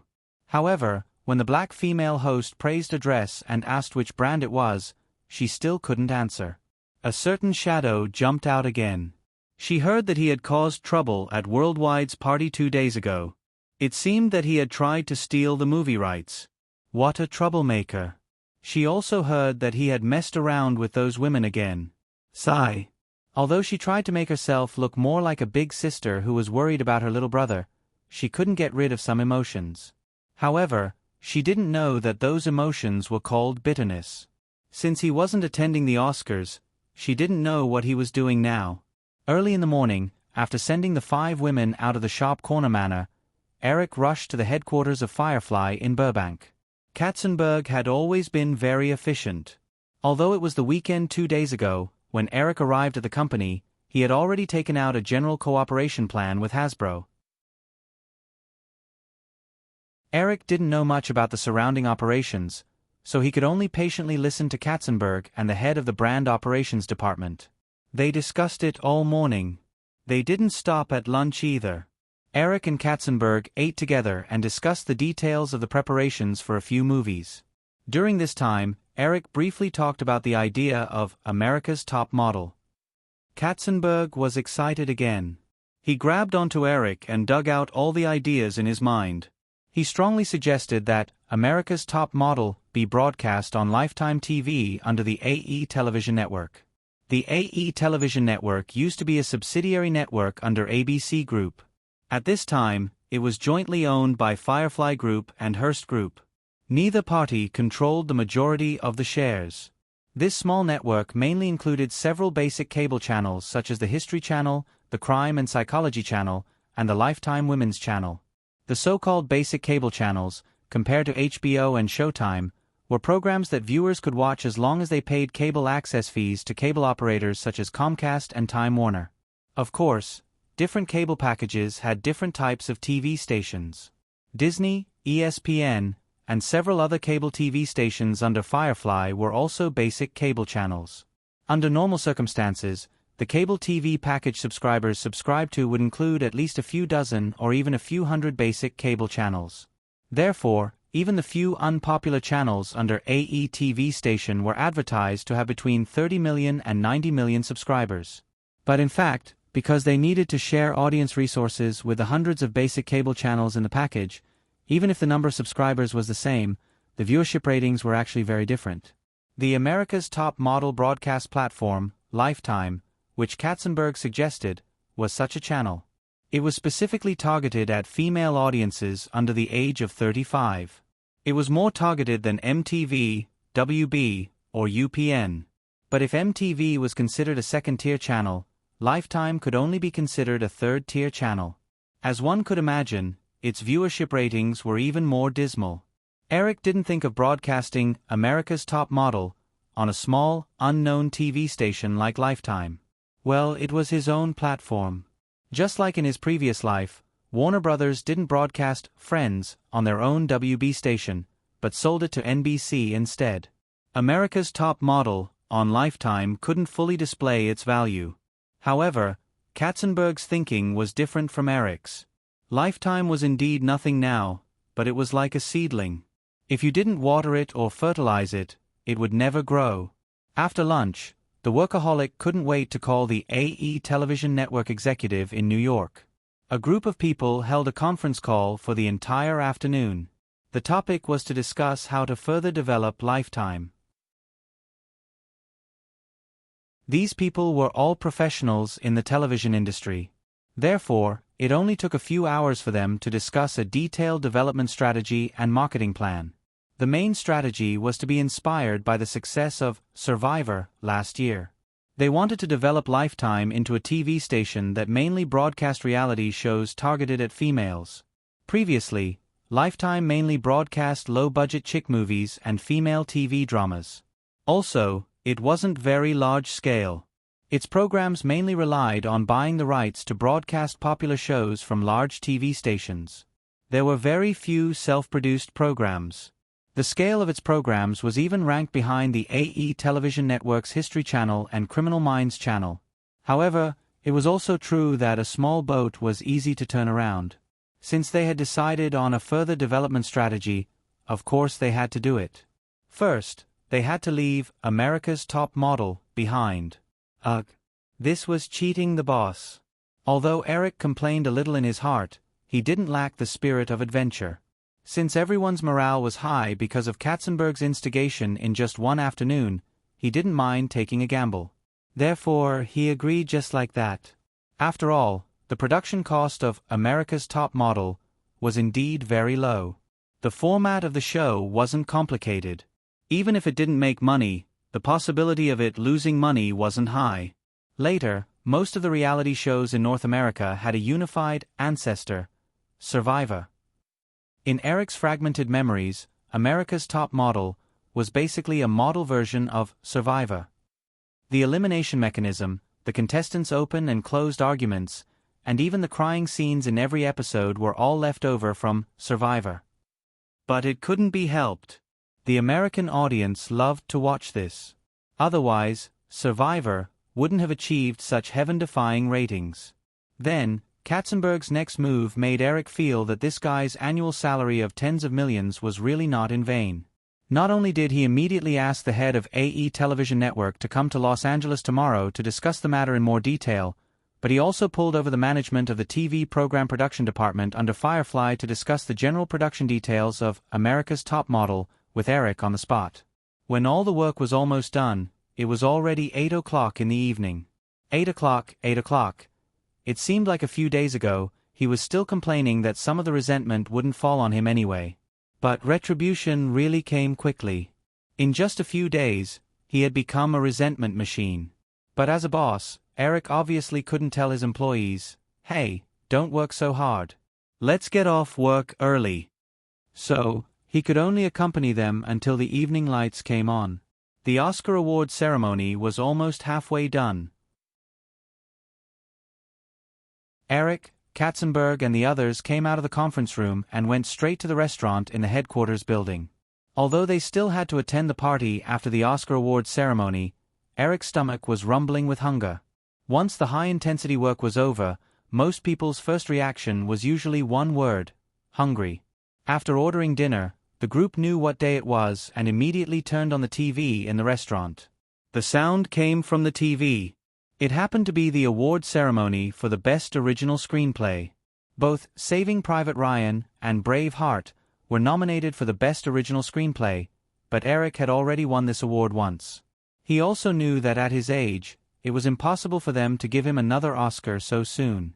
So, after getting a nomination, he completely gave up on public relations for this award and had no intention of attending the ceremony. After listening to the guests talk for a while, they began to introduce the nominees for the Best Original Screenplay. Eric was a little absent-minded at first, but he quickly pulled himself together. Because he heard a familiar name. Of course, it wasn't Braveheart, nor Saving Private Ryan, nor was it Bullets Fly Across Broadway by the small man with the big glasses. Well, it wasn't Four Weddings and a Funeral either. Although Eric had a deep impression of the female lead in this film, he didn't pay attention to the screenwriter of this film.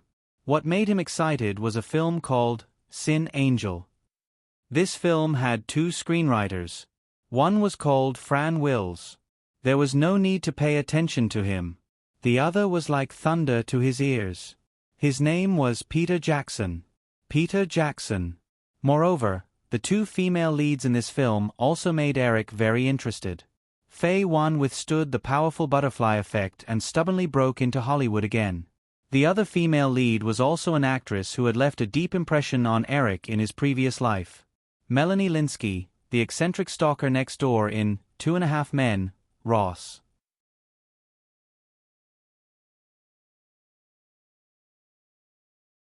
Chapter 710. Peter Jackson had already had the idea of filming the Lord of the Rings series when he was a child, but it took him a long time to realize his dream when he was almost 40 years old. Through the TV in the Firefly headquarters restaurant, Eric saw Peter Jackson, who was not yet a fat man, wearing a black suit that looked very ill-fitting. His hair was unkempt, and his expression was nervous. The Best Original Screenplay award was won by Braveheart without much suspense. Peter Jackson's image was immediately cut out, leaving only a disappointed silhouette. In fact, even if Braveheart did not win the Best Original Screenplay award, it would not have been Sin Angel's turn. The scripts of the following films, Saving Private Ryan, Four Weddings and a Funeral, and Bullets Across Broadway were much better than Sin Angel's. This film's script was just coincidentally based on the theme of a biopic. The reason why it could be nominated for Best Original Screenplay, in Eric's opinion, was very simple. It was because the distributor was called Mira Mike. Since the other party had successfully entered the industry, Eric believed that what would come, so he did not take the initiative to contact Peter Jackson. After Best Original Screenplay, there were a few technical awards that did not matter. Finally, it was the end of the award ceremony. Next, there were only 4 awards left: Best Actress, Best Actor, Best Director, and Best Film. Everyone in the restaurant was excited. Nominees for Best Actress include Jodie Foster in Annie in the Heart, Winona Ryder in Little Women, Susan Sarandon in The Ultimate Witness, Miranda Charlson in Tom and Viv, and Jessica Lange in Loose in the Heart. Jodie Foster and Winona Ryder definitely had no hope. Miranda Charlson was also a small fry, because the distributor of Tom and Viv was still Mira Mike. The Wayne-Stan brothers would definitely not change their strategy of getting nominations in a short time. The remaining nominees, Jessica Lange and Susan Sarandon, were both heavyweight actresses in Hollywood. They had already been nominated for at least 3 Best Actress awards.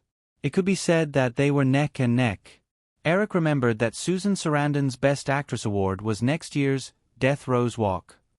Then, this year's Best Actress award would definitely be Jessica Lange. Indeed, after a series of introductions, the previous Best Actor, Daniel Day-Lewis, politely read out Jessica Lange's name.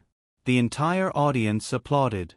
After the Best Female Lead award was given out, it was Denzel Washington who went on stage to introduce the Best Picture nominee, Saving Private Ryan.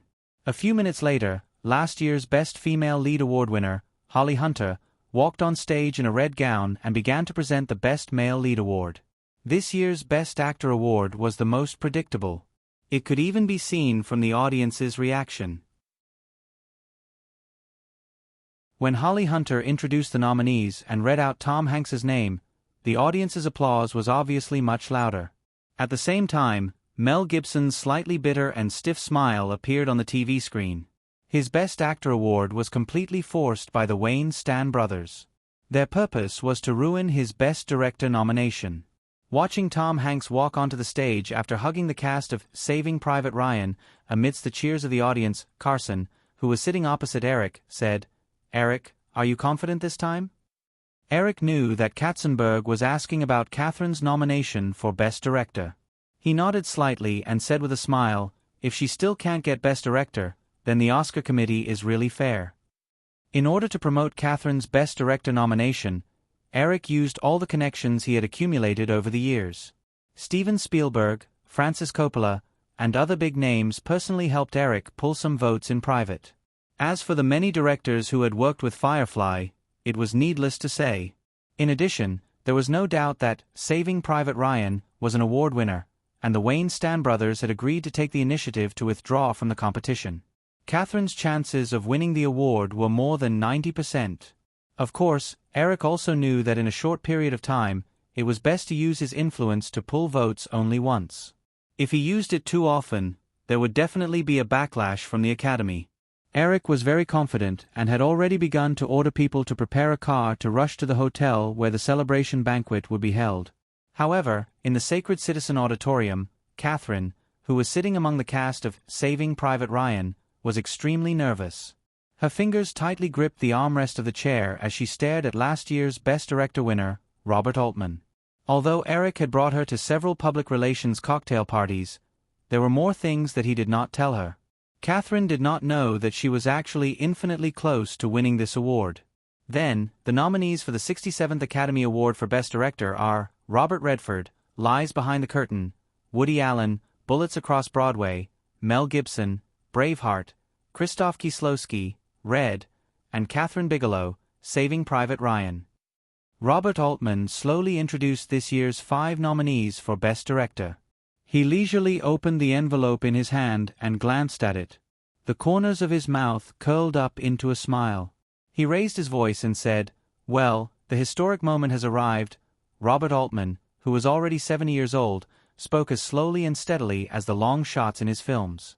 When he finished speaking, there was an obvious pause. Countless pairs of eyes in the hall had already turned to Catherine. The woman suppressed the urge to raise her hand to cover her mouth and waited patiently with trembling hands. After whetting the crowd's appetite a little, Robert Altman said, "Then, the Oscar will belong to Kathryn Bigelow, Saving Private Ryan. Let us congratulate this beautiful lady together. She will be the first female Best Director winner in the history of the Academy Awards." Clap, clap, clap. Warm applause sounded.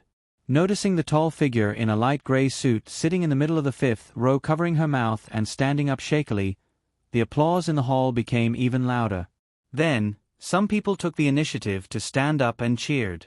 At the age of 67, Oscar finally ushered in its first Best Director award. This was indeed a historic moment. The applause did not stop until Catherine hugged everyone in the crew and walked up to the stage. It lasted for nearly 2 minutes until Catherine finally recovered from her excitement. She sat down and took several deep breaths. Only when she stood in front of Mike did the applause gradually die down. "Thank you, thank you, thank you, everyone," Catherine thanked them incoherently. When everyone in the hall sat down, her eyes involuntarily swept around the hall. There were countless familiar and unfamiliar faces, but one was missing. When she saw the mechanical arm in the hall slowly turn toward her, she remembered that even if he was not here, he should at least be in front of the television. Therefore, her eyes involuntarily turned to the black lens. Sitting at the dining table in the Firefly headquarters restaurant, Eric was also looking at the wall-mounted television. At this moment, he could clearly feel the curiosity in Catherine's eyes. This emotion seemed to be too obvious. Even Katzenberg, who was sitting opposite him, grinned at him and smiled a little obscenely. On the screen, Catherine's expression quickly calmed down and she began to give her acceptance speech. Although her slightly shaky tone was perfectly covered by her excitement, Eric could still hear the traces of reciting. He smiled. It was indeed difficult for a woman like her, who did not even know how to stand on the stage, to do this kind of thing. There was nothing much to see in the following awards ceremony. Braveheart won the Best Film Award without any suspense. Mel Gibson was able to go on stage as the producer this time, but he was sandwiched between the other two winners. The emotions of the guests at the scene seemed to have been completely exhausted by the Best Director award just now, and their reactions were not so enthusiastic. When everything was over, the guests in the Sacred Citizen Auditorium got up and walked out one after another in the final shot. Eric, Katzenberg, and the other senior executives of Firefly also got up at the same time. Saving Private Ryan had won 5 awards, including Best Director, Best Actor, Best Cinematography, Best Sound Effects, and Best Editing. At the celebration party, the senior executives of Firefly definitely had to make an appearance. In another corner of Los Angeles, thousands of guests slowly walked out of the auditorium and gradually got into the waiting cars outside. They dispersed one after another. The older people might directly rush back to the hotel or home, but most people would rush to the next stop tonight, the various parties. Due to the 3-hour time difference between the East and West, in order to accommodate the audience on the East Coast, the Academy Award ceremony had always been held on the West Coast at 6 p.m. and ended at 9 p.m. Although it was already early in the morning on the East Coast, the nightlife on the West Coast still started. Firefly's celebration party was arranged at the Sunset Tower Hotel. Eric, Katzenberg, and the others were the first to arrive. There were not many people in the party hall. However, in less than 5 minutes, the Sunset Tower Hotel was bustling with noise and excitement. Countless high-end cars stopped outside the Sunset Tower Hotel. Only then did Eric find out that Fox's celebration party was also arranged here. Because she had to be interviewed after the Oscars, Catherine had to come later. However, the other members of the Saving Private Ryan crew arrived first. On Fox's side, Elizabeth, Wayne, and Stan had also rushed over early. The banquet halls of the two families were on different floors. Eric knew that Fox's side was much livelier, so Elizabeth did not come over to greet him. There were more and more people in the party hall. The 5 members of Victoria's Secret's Angels who were going on stage to award the Best Visual Effects Award arrived one after another. There were also members of other film crews who had received a few Oscar nominations. Eric also saw most of the people from the Lion, the Assassin crew. They were still thin and small: Natalie Portman, Luc Besson, who had not yet put on weight, and Jean Reno, who looked like an uncle. Lion, the Assassin, was released last year and did not do very well at the box office in the United States. The critics also complained about Luc Besson's excessive portrayal of Natalie Portman as Lolita. However, the film was quite popular in Europe and Asia. Eric knew that in the coming years, with the rise of the internet, the film will become more and more popular. Although Lion, the Assassin, was not liked by film critics and did not receive any Oscar nominations, Natalie Portman, the young lady, had truly taken her first step in Hollywood. After the release of Lion, the Assassin, she even received a small role in Time Warner's star-studded Thief of Fire, playing the role of Al Pacino's daughter. However, whether she would be able to receive the role of Queen Amidala in the Star Wars prequel series like in his previous life, was not something that Eric cared about. After about 10 minutes, Catherine finally appeared at the door. "Congratulations, Catherine." Eric looked at the little golden figure in the woman's hand and went forward to give her a hug. Catherine's emotions had not calmed down. When she saw Eric, she became excited again. She hugged him and said, "Thank you, Eric." "You're welcome." Eric nodded with a smile. There were too many people around them, and the two of them did not have time to talk too much. Catherine was surrounded by others. Eric looked at the lively crowd and turned to Katzenberg, who came over. "Are Roger Ailes and the rest not planning to come?" Roger Ailes was the director of The Lion King. Although The Lion King did not receive a nomination for Best Film like the Golden Globe Awards, it still won 3 Best Original Songs and 1 Best Score. It could be considered a small limelight. At this time, the hand-drawn animation department had already belonged to Paramount, but most of the copyright of The Lion King still belonged to Firefly. Firefly would not be so stingy as to not send an invitation to the celebration party. Katzenberg shook his head. "They won't come. Paramount's celebration party is at the Four Seasons Hotel. They will definitely go there." Eric smiled and asked about the situation of Disney's Monster Power Company. The two chatted for a while, and Eric saw the little girl come out of the crowd and run straight into his arms. The little girl would definitely not be absent from such an occasion. Eric smiled and let the little girl rub against his arms before pulling her away. He nodded to the twins behind him and asked, "How are the preparations for your films going?"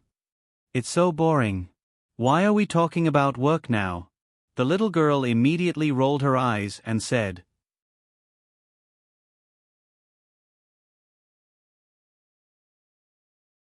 Chapter 7:11.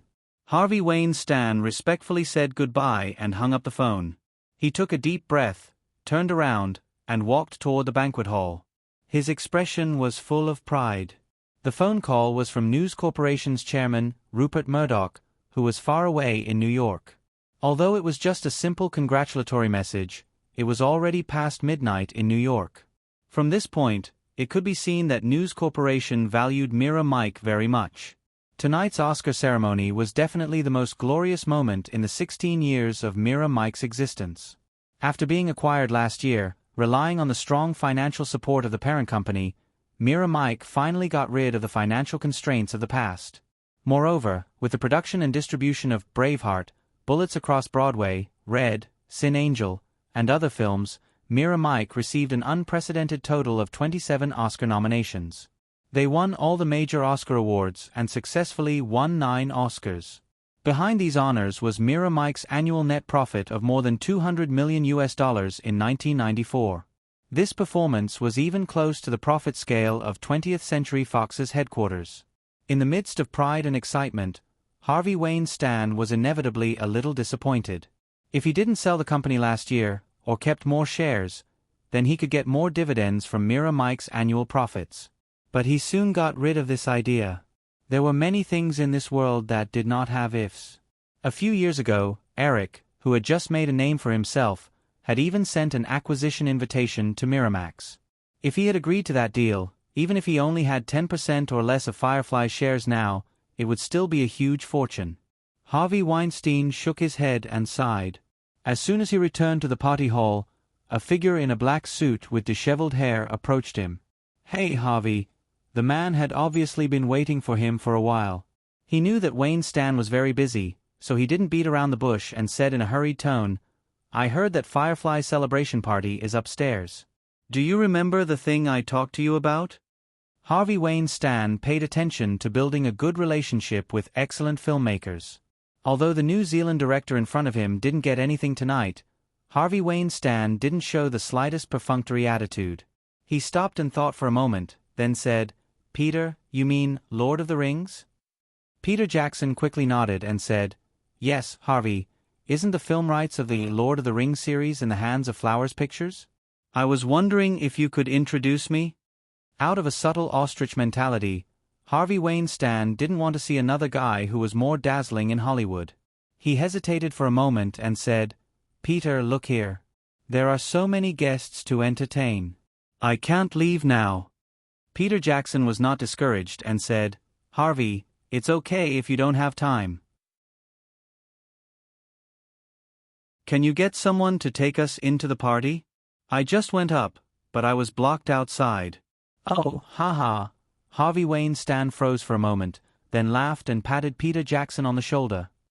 "Of course, no problem, Peter." With Weinstein's help, Peter Jackson was not blocked outside this time and easily entered Firefly's party hall. Although Firefly only had one heavyweight Oscar film, the guests at the party were obviously more than foxes. There were 200 people bustling about. Weinstein's assistant, Brad Gray, sent Peter Jackson to the party hall and left. He had no intention of introducing him further. Peter Jackson didn't expect that either. He wandered in the crowd for a while with a glass of champagne in his hand before he noticed Eric Williams. However, Eric Williams was surrounded by 7 or 8 people, men and women, who seemed to be discussing something enthusiastically. Peter Jackson knew that it was not a good time to get in touch with the other party, so he had to wait patiently for Eric to be free.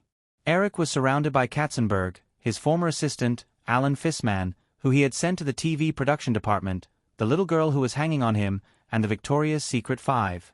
They didn't talk about anything too formal. On the surface, they were just chatting casually. However, the Victoria's Secret 5 seemed to have realized something and very cleverly led the topic to the reality TV show. From time to time, they even probed Eric with a few words.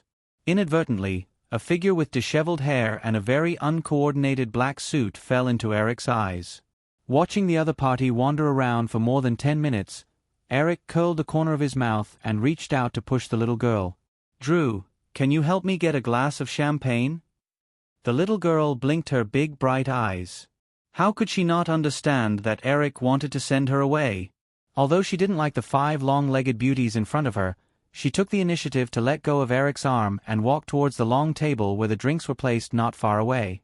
Peter Jackson waited patiently for more than 10 minutes and found that the people around Eric had no intention of leaving. Just as he was considering whether to continue waiting or forcefully approach to strike up a conversation, he saw Drew Barrymore walk out from the group. He immediately realized that this was a good opportunity. Although the copyright of the Lord of the Rings series was in the hands of Flower Pictures, Peter Jackson knew very well that the real decision-maker behind Flower Pictures was Eric Williams. In the eyes of outsiders, Drew Barrymore was just a spokesperson. But at this time, there was no chance to talk to Eric Williams. The success rate of forcefully approaching him was even slimmer. It was worth a try to get in touch with Drew Barrymore. Although she wasn't sure why Eric wanted to send her away, the little girl didn't dwell on it. She noticed a tall figure in a light gray suit who was also surrounded by people not far away. She rolled her eyes and was about to go up and talk to this shy person when she heard someone call her name. "Miss Barrymore." She turned around and saw a white man with unkempt hair and a stubble. The little girl was curious whether the poor suit was borrowed or stolen. Her doll-like face revealed a sweet smile. "Sir, you called for me?" "Yes." Peter Jackson nodded quickly and reached out to the little girl. "Hello, Miss Barrymore. My name is Peter Jackson. I'm a director." "Oh." The little girl reached out and shook hands with him. She nodded and waited for him to continue. Peter Jackson thought of many ways to start the conversation, but when it came to it, his thoughts were scattered again. He hesitated for a long time before saying, "It's like this, Miss Barrymore. I've been a fan of Tolkien's books since I was a child. I even embarked on the path of a director in the hope that one day, I can personally bring The Lord of the Rings to the big screen. I heard that Flowers Pictures holds the copyright of the Lord of the Rings series, so I hope to get the opportunity to direct." The little girl asked, "Have you directed a similar film?"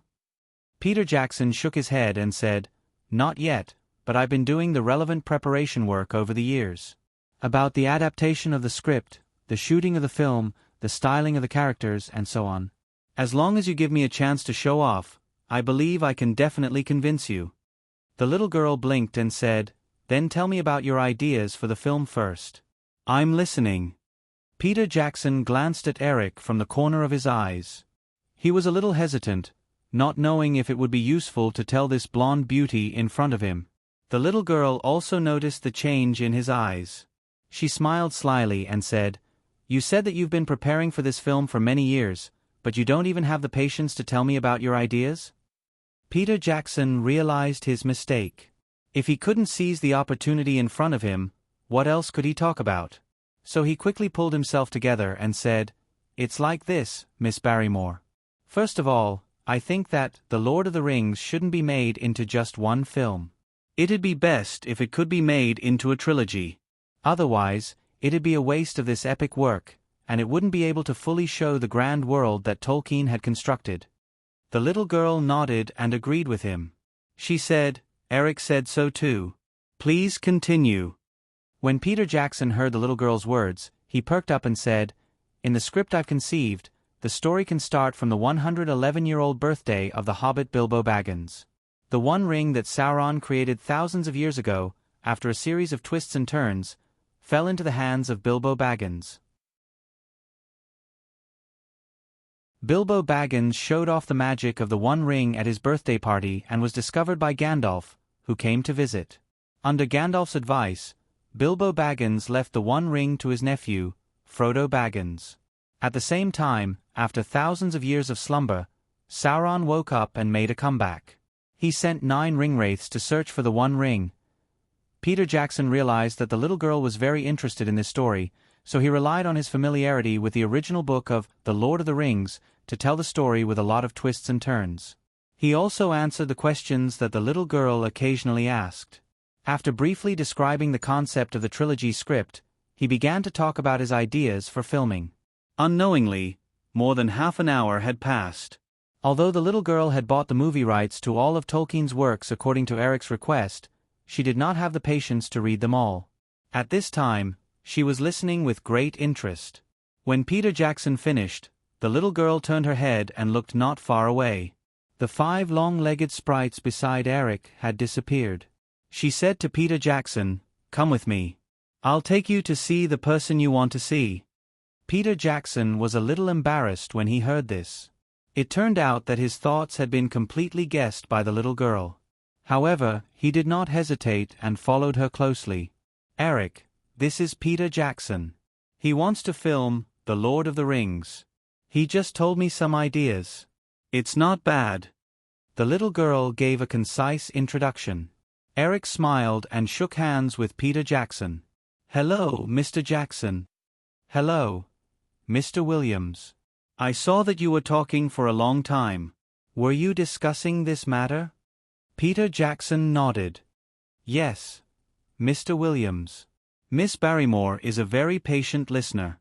Eric turned his head and looked at the little girl beside him. "What do you think?" "He's prepared very carefully. I think he can give it a try." Since the other party had come knocking on his door, Eric did not want to waste his energy pretending to be polite. He was not idle at all now. He said to Peter Jackson, "In that case, you can go to the headquarters of Flowers Pictures tomorrow and talk to Miss Amy Pascal again. However, there is one more thing. Even if we reach an agreement, this project cannot be launched for the next few years. You'd better be mentally prepared in advance."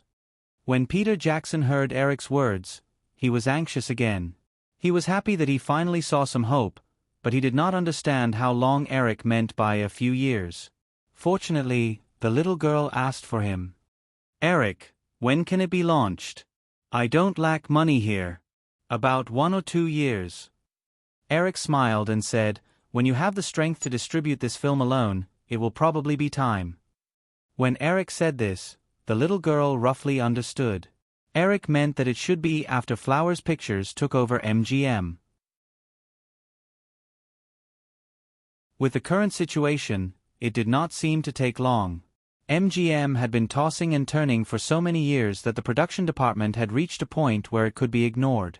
Only the distribution department was still intact. What Flowers Pictures needed was MGM's film distribution network. After exchanging contact information and sending Peter Jackson away, Eric turned his attention to Katzenberg and Alan next to him and asked another question.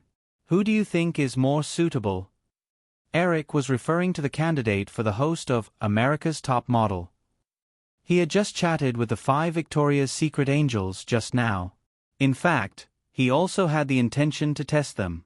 Alan looked at Katzenberg. Katzenberg was not polite and said, Eric, Miss Krug is definitely not suitable. With her current age and delicate temperament, she can't support such a show. When Eric heard Katzenberg's eagerness to reject Diane Krug, he shrugged. Jeffrey, do you think I am the kind of person who is headstrong and self-opinionated? Katzenberg grinned and thought to himself, who knows what you are thinking? He still felt that Eric was too hasty in using the Wachowski brothers to film The Matrix. If Eric let Diane Krug be the host of America's Top Model this time, Katzenberg would not be too surprised. He would only feel that it was too reckless. In addition, Miss Darrington's high street fashion style is too heavy. She doesn't seem to be very eloquent either. She is also not suitable for this kind of reality show that requires intimate interaction. The rest are Cindy Crawford, Linda Evangelista, and Tara Banks. Well, Tara Banks is a little young and inexperienced, and her skin color isn't pleasant, but her exuberant energy is a big advantage over the other two.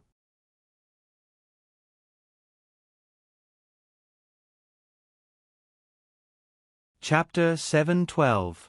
In the end, the discussion focused on Linda Evangelista, Cindy Crawford, and Tara Banks. The title of supermodel originated from Linda Evangelista. It was undoubtedly the most persuasive to let her be the host of this program. Cindy Crawford had frequently appeared on TV before the Victoria's Secret show. Although the popularity of the 5 spokespersons was almost the same in the eyes of the public after the Victoria's Secret show, Cindy Crawford had the qualifications to host a TV show. Tara Banks had a very energetic personality. Obviously, it was easier for her to get along with the contestants on the show. She was very approachable. However, her weakness was also very obvious. Tara Banks was born in 1973 and was only 22 years old. Although she had gained a lot of popularity through the Victoria's Secret show, it was difficult for her age to convince the public. Otherwise, Eric wouldn't have considered her as the host of America's Top Model in the original spacetime. After some discussion, the decision fell to Eric. To be honest, although he had experienced the absurdity of the past 2 days, Eric didn't know much about the 5 women. Most of his memories from his previous life came from various media. Now that he was in this circle, Eric would be too stupid to believe the media's information.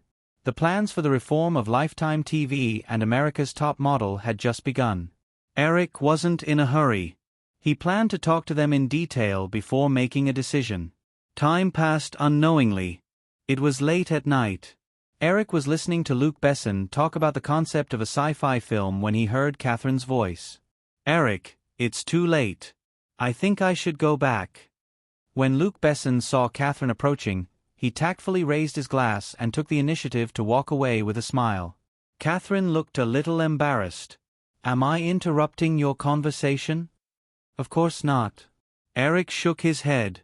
He looked at his watch. It was just past 11 o'clock. Not many people had left the party. However, for Catherine, who had a very regular lifestyle, it was obviously too late. Eric put down his wrist and looked up at Catherine, who was holding the golden figure tightly in front of her. There was a hint of nervousness and panic in the woman's expression. Eric smiled and said, "Shall I send you back?" "No, no need." Catherine shook her head subconsciously, and the trace of nervousness and panic on her beautiful face immediately overflowed. "You've been drinking. It's not safe for you to drive." "I'm worried," Eric said as he gestured toward the door. Catherine moved her feet and suddenly said, You drank too?" Eric said, "I have a driver. Let's go." Catherine followed behind Eric and walked towards the door. However, she still whispered, "I can take a taxi back." "Do you think you're the heroine of a movie who can flag down a taxi with a wave of your hand? It's already late at night. How can there be a taxi?" Eric joked. He waved his hand and made a few gestures to Katzenberg, who was not far away, indicating for him to arrange the next thing. The two came to the parking lot. Eric personally opened the car door and let Catherine in. He sat next to her, asked for Catherine's address, and instructed the driver to drive. The streets near Sunset Boulevard were still brightly lit, but there were fewer cars and people. The car drove through Sunset Boulevard. Inside the car, Eric looked at Catherine holding the golden figure in her hands. For some reason, he had the illusion that he was sitting next to an inexperienced little girl. He smiled and took the initiative to liven up the atmosphere. "How's your discussion with Terrence Malick about the script for Red Alert?" It's okay.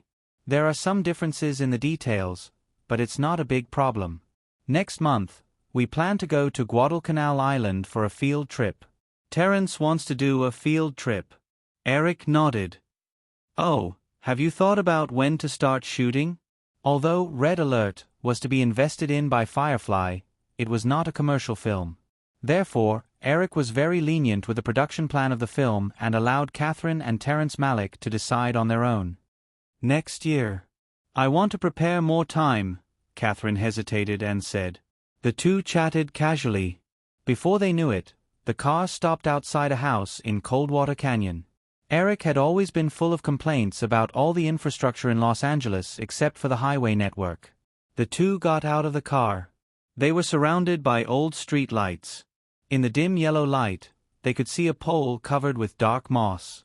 It looked like it was about to fall. "Good night then," said Eric, spreading his arms to Catherine. "Good night." Catherine carefully came over and hugged him.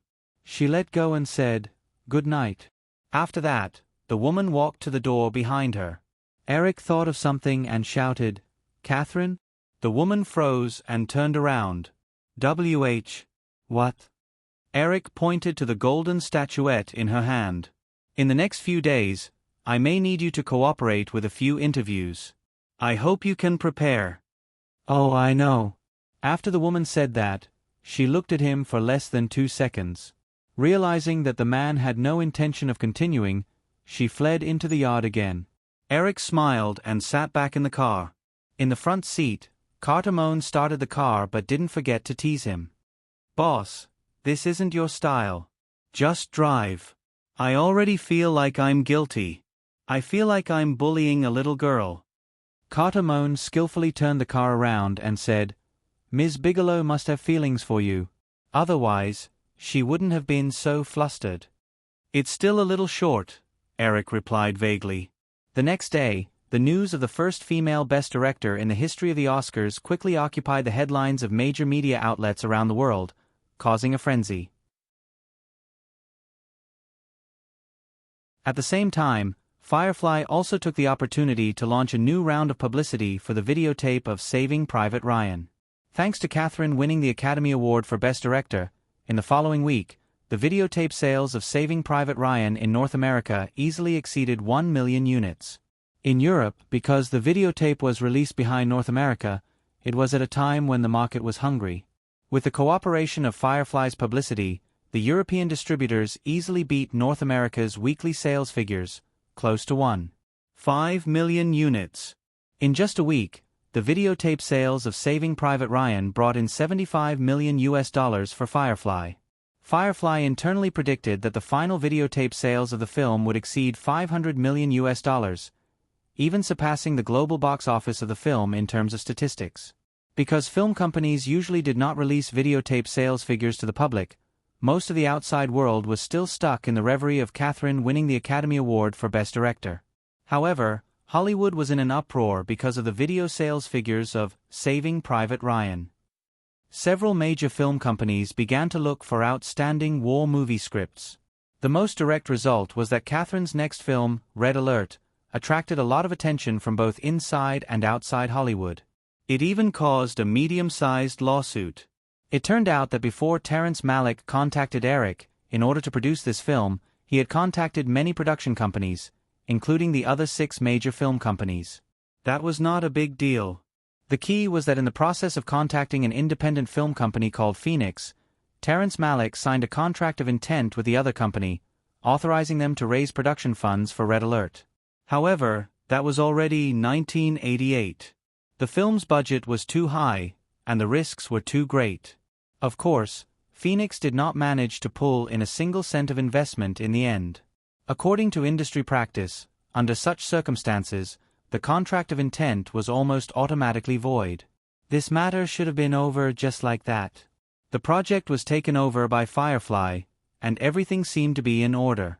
However, after Catherine won the Academy Award for Best Director, and after Saving Private Ryan achieved amazing results in the videotape market, Robert Gessler, the producer of Phoenix Film Company, jumped out and claimed that Phoenix had already raised enough funds for Red Alert according to the original contract. He asked Firefly to return the production and distribution rights of the film. Hollywood was full of *T, and Eric did not take it to heart. He just handed it over to Firefly's legal department. He had read the script of Red Alert and had a lot of information about the film in his memory. He knew that it was not a film that was a big box office hit. Moreover, he also knew that Phoenix might just want to participate in the investment. As long as it did not affect the production of the film, Eric did not mind giving up a little of the investment rights. Of course, if the other party did not know how to appreciate the kindness, Eric did not mind letting them have a taste of Firefly's anger. After the Oscars, Eric's main focus was on the reform of Lifetime TV station and the preparation for America's Top Model. Lifetime TV station was established in the early 1980s. It was formed by the merger of two small TV stations owned by ABC Television Station and the Hearst Group. Together, they were under the AE Television Network. In the first few years of its establishment, Lifetime TV station was in a state of loss. It was not until the late 1980s that it barely broke even. According to theoretical data, Lifetime TV station had 30 million subscribers, which were all the theoretical subscribers included in the different cable packages of the operators. However, in reality, just like the legal channels, educational channels, and foreign language channels that were also cable TV channels in China that few people watched, Lifetime TV station was the kind of unpopular TV channel that had been ignored by users for a long time. Even the more popular programs on the channel usually did not exceed 2 million viewers. Because the ratings were very mediocre, several major cable operators often said that they would not carry this TV channel. After all, just like the internet, cable TV signal transmission also consumed bandwidth. Before Katzenberg mentioned this TV station, Eric had almost forgotten that Firefly had such a TV channel. After the plan was launched, Eric also learned more about Lifetime TV station. In the 1980s, Lifetime TV station mainly broadcast the programs produced by ABC Television Network. Occasionally, they would buy some very cheap low-budget female films. The content of the programs could only be described as monotonous. It was not until the early 1990s, when ABC Television Network's performance recovered. With the support of the parent company, Lifetime TV station began to try to produce movies or miniseries on its own. However, the number of programs produced over the years was still less than 2. Compared to ABC Television Station, which had to broadcast dozens of new TV shows every year, the scale was still negligible. Therefore, it was not an easy task to reform such an unknown TV station. Fortunately, with the successful experience of ESPN growing from less than 300,000 subscribers to the #1 sports TV station in the United States, the executives of Firefly were very confident. They quickly came up with a very detailed development plan. On the other hand, although the American cable TV industry was established in the 1980s, it really started to flourish in the second half of the 1990s. The rise of the high-tech industry not only led to the development of the Internet, but also allowed American operators to expand their cable TV networks on a large scale. If one paid attention to American TV series, they would realize that many classic American TV series produced by cable TV stations started in the second half of the 1990s. The most famous of these were undoubtedly the few movies produced by Time Warner's HBO. At this time, the American cable TV industry, in Eric's opinion, could only be described as flourishing. The wave of new technology had just arisen. Although the main focus was still on the Internet, a large amount of money was invested in the TV industry at the same time. Firefly had a very complete internal capital chain. It did not need to be like other film companies, who needed external investment banks or foreign film and television funds to obtain financing from time to time. However, the large amount of money invested in the TV industry indirectly built a bigger platform for Firefly. At the same time, the American cable TV industry's regulations were becoming more and more lax. Large-scale integration had actually started last year. Back then, Barry Diller and Sam Lay Sherdong had fought for Viacom together. The reason why they had suffered a crushing defeat was that Barry Diller's parent company, Long Distance Communications, had merged with AT&T. Long Distance Communications was a large cable television company. Therefore, with the overall rise of the industry, it was the best time to set up the cable TV industry. After all, according to the memories of his previous life, even if the public TV network did not completely decline, it would gradually be suppressed by the cable TV stations with better quality content. Moreover, many cable TV stations had not realized the upcoming opportunity. If Lifetime TV station could make arrangements in advance, it would not be impossible to replace some of the cable TV stations that might have been rising.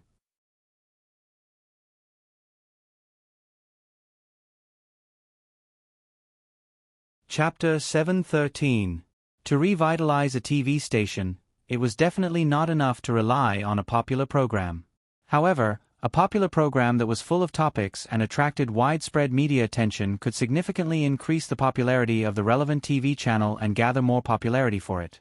As long as the situation opened up and they continued to produce high-quality TV programs, the TV station could enter a virtuous cycle of continuous development. This was Eric's expectation for America's Top Model. Firefly did not have a large expansion plan in the next few years, but it did not mean that Firefly would stop growing. Before Eric proposed the idea of America's Top Model, Katzenberg had already begun to increase investment in Firefly's record business. Eric was familiar with the development prospects of the Western record industry.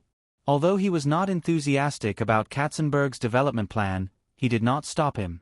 With strict copyright protection laws, although the Western record market was becoming more and more depressed due to the strong impact of the Internet era, it did not decline to the point where the entire industry disappeared.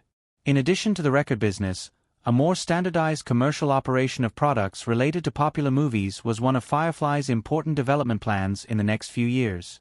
The upcoming cooperation negotiations with Hasbro Group for toys was part of this plan.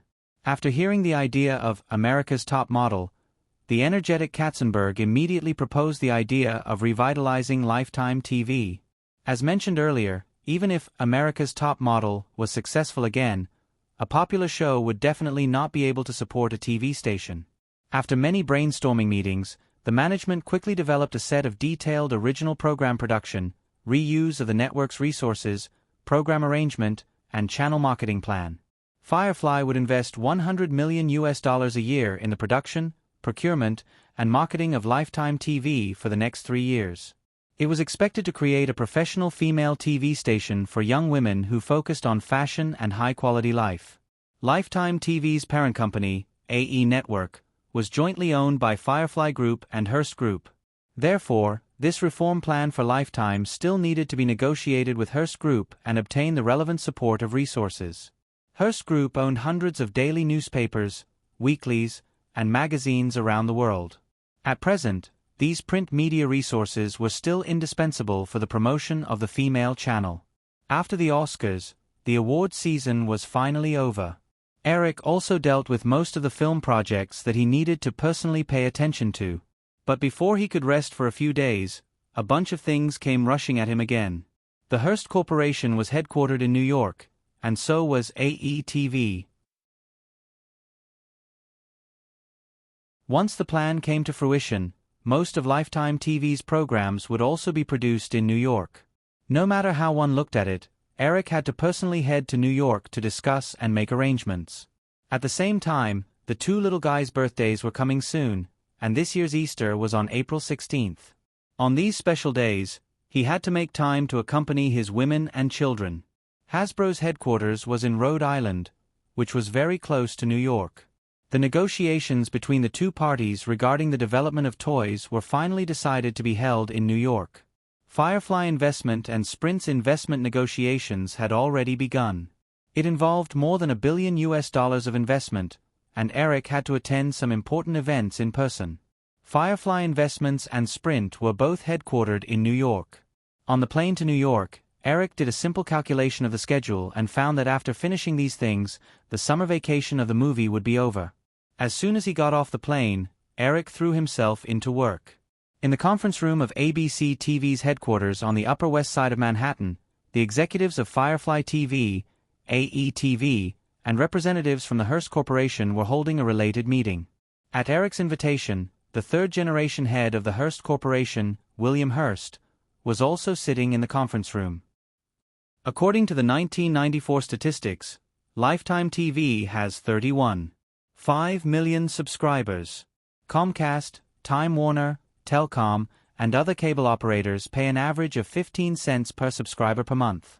Lifetime TV's operator share last year was $56.7 million, and its advertising revenue was $33.5 million.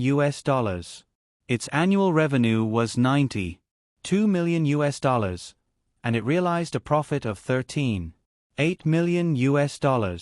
We plan to use 3 years to expand Lifetime TV's subscriber base to 60 million to 90 million through the first phase of the reform plan. We will also increase the operator's share to 25 cents. We also hope that through a series of high-quality TV programs, our advertising revenue will exceed the operator's revenue. We will achieve annual revenue of $500 million and net profit of $100 million. Katzenberg finished his simple report and was about to move on to the next topic when William Hearst, who was sitting on the left-hand side of the long conference table, raised his head and tapped on the document in front of him. He ignored Katzenberg and looked at Eric, who was sitting opposite him. Eric, last year's Victoria's Secret show was considered direct profits and indirect stock appreciation. It brought you more than $1.5 billion. Compared to that, don't you think this plan is a little too stingy? Eric leaned back in his comfortable leather chair and twirled a pencil in his hand out of habit. He smiled and said, "William, what happened last year was an accident. We have to take it one step at a time." With Lifetime TV Stations Foundation, it's already very impressive for them to achieve this goal in 3 years. Last year, all of Firefly's TV stations' total profits were only about $600 million. William Hearst stared at the young man across from him and said, "I don't pay much attention to the TV business, but I feel that this plan is not perfect. Or rather, there are some parts that are not explained clearly." Eric continued to beat around the bush. "This is just a draft. It definitely needs to be modified. Otherwise, we wouldn't have to hold this meeting today." William Hearst looked at the lazy smile on his face and said, "Eric, regarding the original program production of Lifetime TV, this plan doesn't seem to specify how to do it, right?" Eric replied, "Oh, I don't think there's any objection to this. Other than the news, all the programs on the TV network are handled by Firefly's TV program production department. This time, of course, we have to follow the rules." Everyone in the room quieted down and listened patiently as the two big shots wrestled with each other. As industry elites, most of the people knew what the two big shots were discussing. When the two of them spoke up to this point, even the clerk who was in charge of recording the meeting and was still a little confused just now understood what was going on. Eric and William Hearst were discussing the ownership of the copyright of Lifetime TV's original program. Under normal circumstances, when a TV program's producer sold the first broadcast rights to the TV station, the sales revenue would only be a small part of the program's revenue.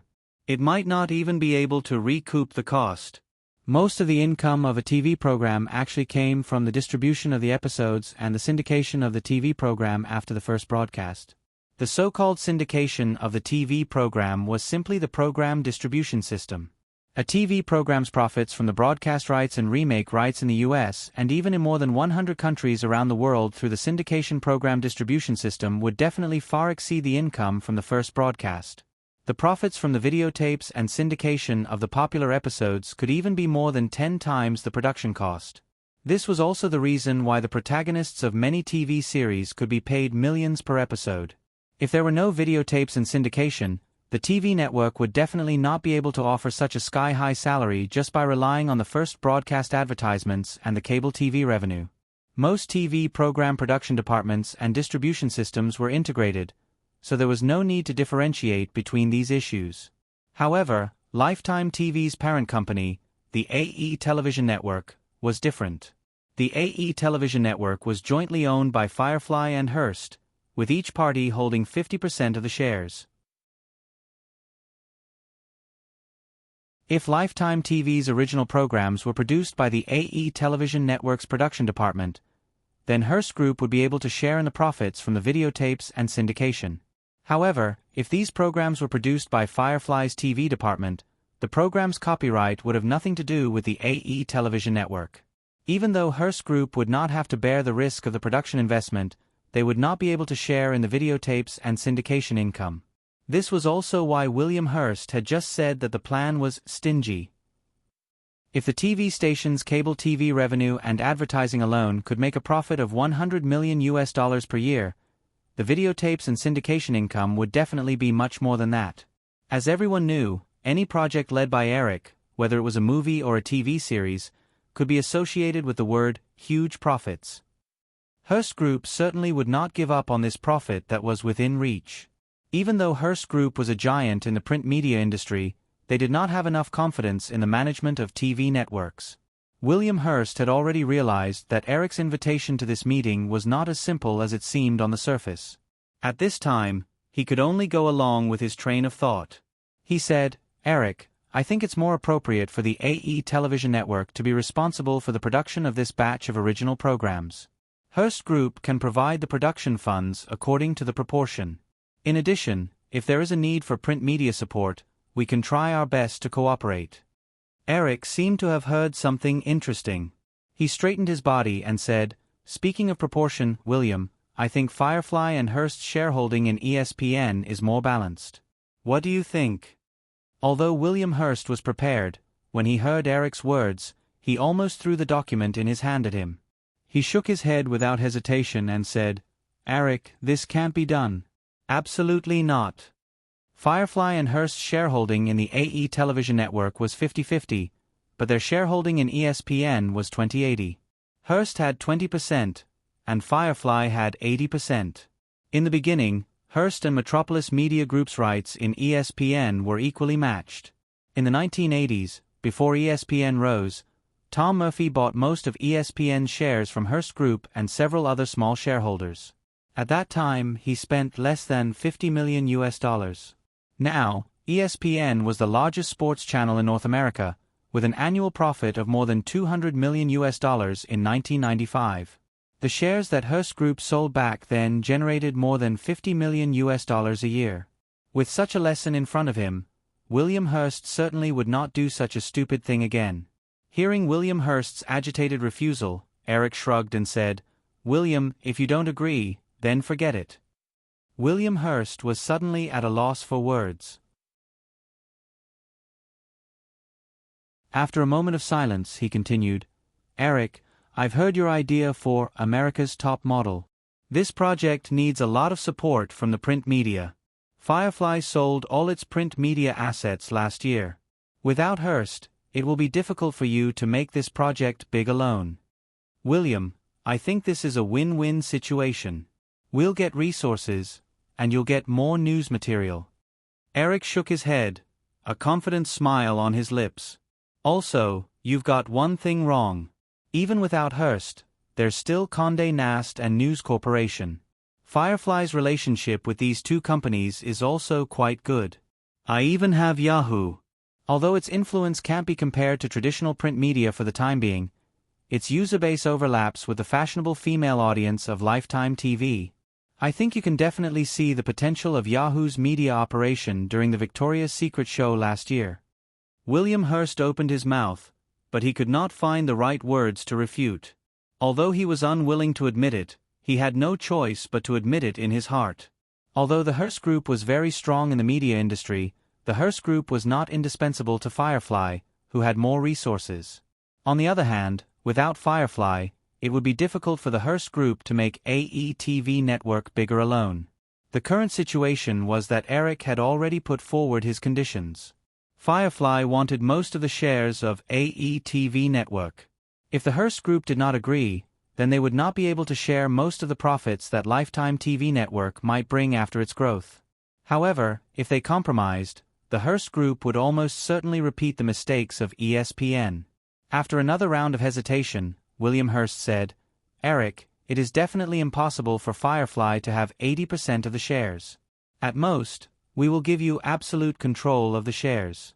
You can completely transform this network according to your ideas. What do you think?"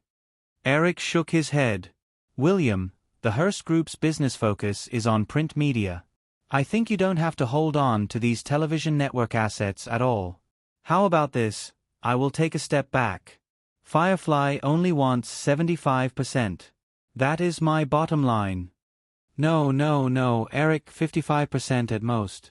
If it is higher, I would rather give up the rights of AETV Network to be in charge of program production and maintain the status quo. Hey William, did you know that last year's emergency room story cost less than $30 million to produce, but just the first season syndication sales made more than $150 million? We will also be releasing videos in the near future. This income will be even more significant. Look at the advertising revenue. $45 million. The profit is only 1/10 of the syndication. 1/10. William Hearst had a helpless look on his face. But you can't make such a huge profit every time you film, right? However, alright, Eric, 60%. If it is higher, I'm afraid I will be criticized by the shareholders. You can't fool me, William. The Hearst family has always had firm control of the Hearst Group. No one will object to your decision. 70%. This is Firefly's bottom line. If you can't accept it, Firefly will not rule out buying a cable television station alone. Everyone in the meeting room listened to the back and forth between the two bosses. They were quick-witted and spoke quickly. It seemed that they did not hesitate to blurt out the words, but they were shrewd and calculative. They were all amazed. Westerners rarely saw haggling like a vegetable market. In the end, after arguing for more than 10 minutes, both sides finally decided on a plan that they could reluctantly accept. Firefly would hold 65% of the shares. Hearst Group would keep 35% of the shares. AETV station would be responsible for the production of Lifetime TV stations programs, and Hearst Group would fully cooperate in the print media resources.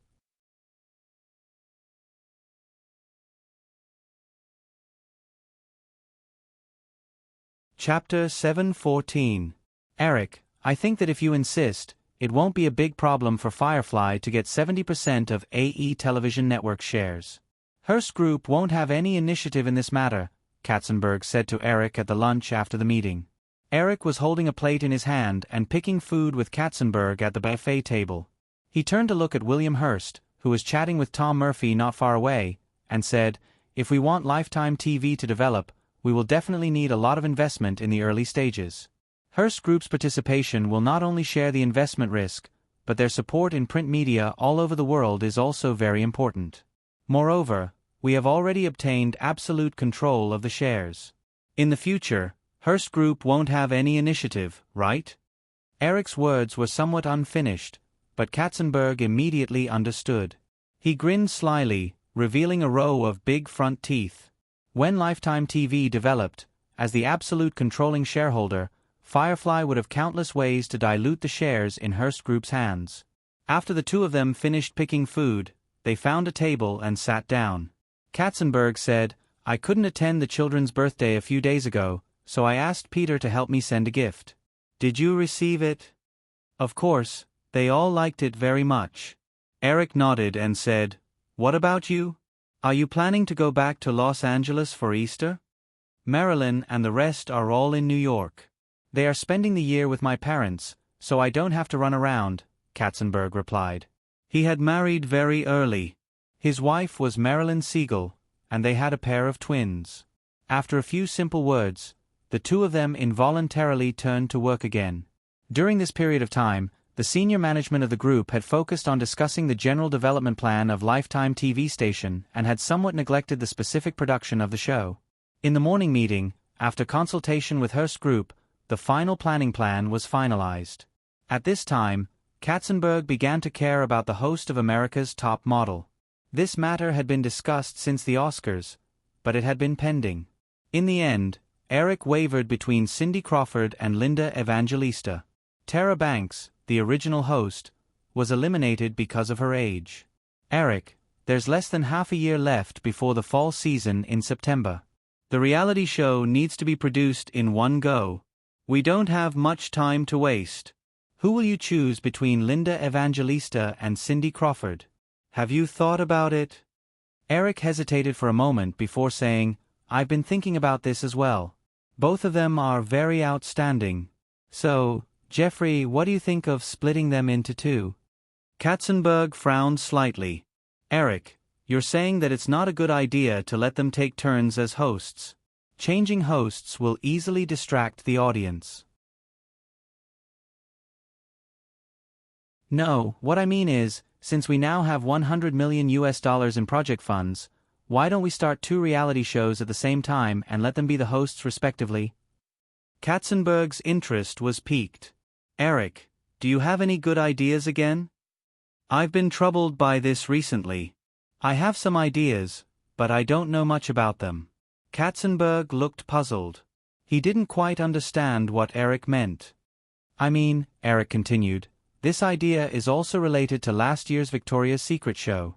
During the preparation of the project, the designers had to come up with dozens of designs for angel outfits almost every week, but in the end, only 40 sets were finalized. The elimination rate was very high. Some of the designers' designs weren't even used.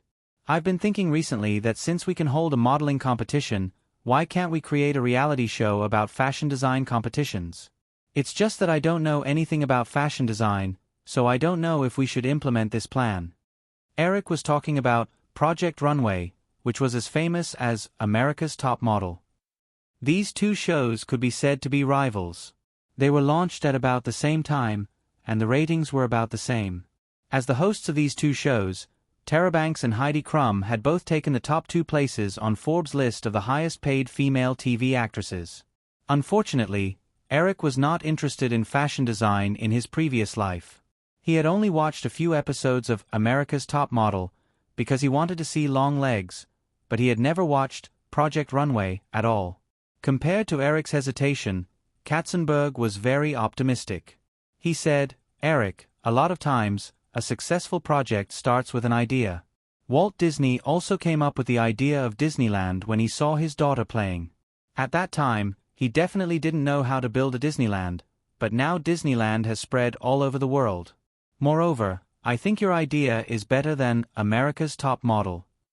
Countless people in the United States are very interested in design. Those celebrities who are slightly famous like to launch their own personal brands, but most ordinary designers who are unknown find it difficult to make a name for themselves.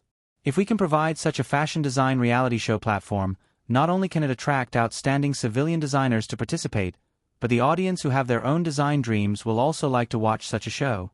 As for fashion design, we just need to leave it to the professionals to deal with the problems in the field of fashion design.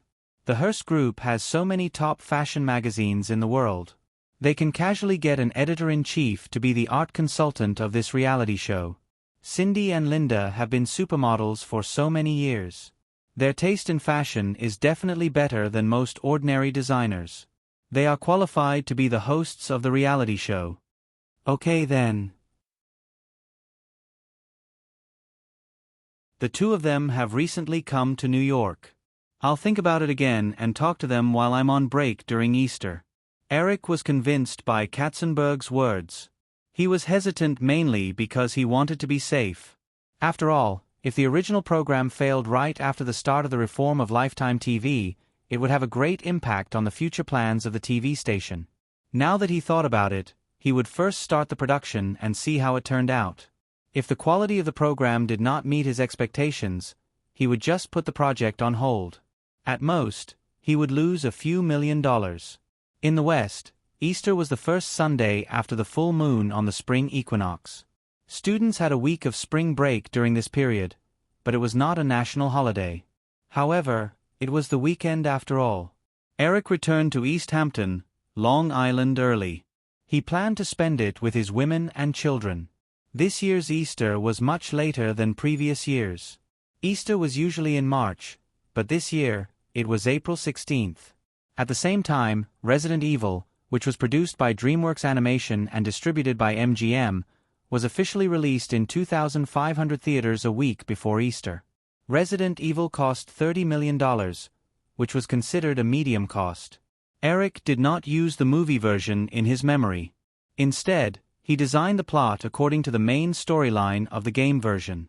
Compared to Myra's live-action version, Eric preferred the two 3D animated movies released by Capcom based on the plot of the game, especially the fight scene between Sister Wong and the East Slavic female president in Resident Evil, Curse. It was so cool. Although the plot could not start from Resident Evil, Curse, as long as the villain was changed and Ada Wong appeared in the script, the fight scene could still be included in the movie. Therefore, during the writing of the script, Eric specially drew some relevant scenes for the scriptwriter to figure out. During the filming, he also specially invited a Hong Kong martial arts director to be in charge of the fight scene. Without a doubt, the effect was very good.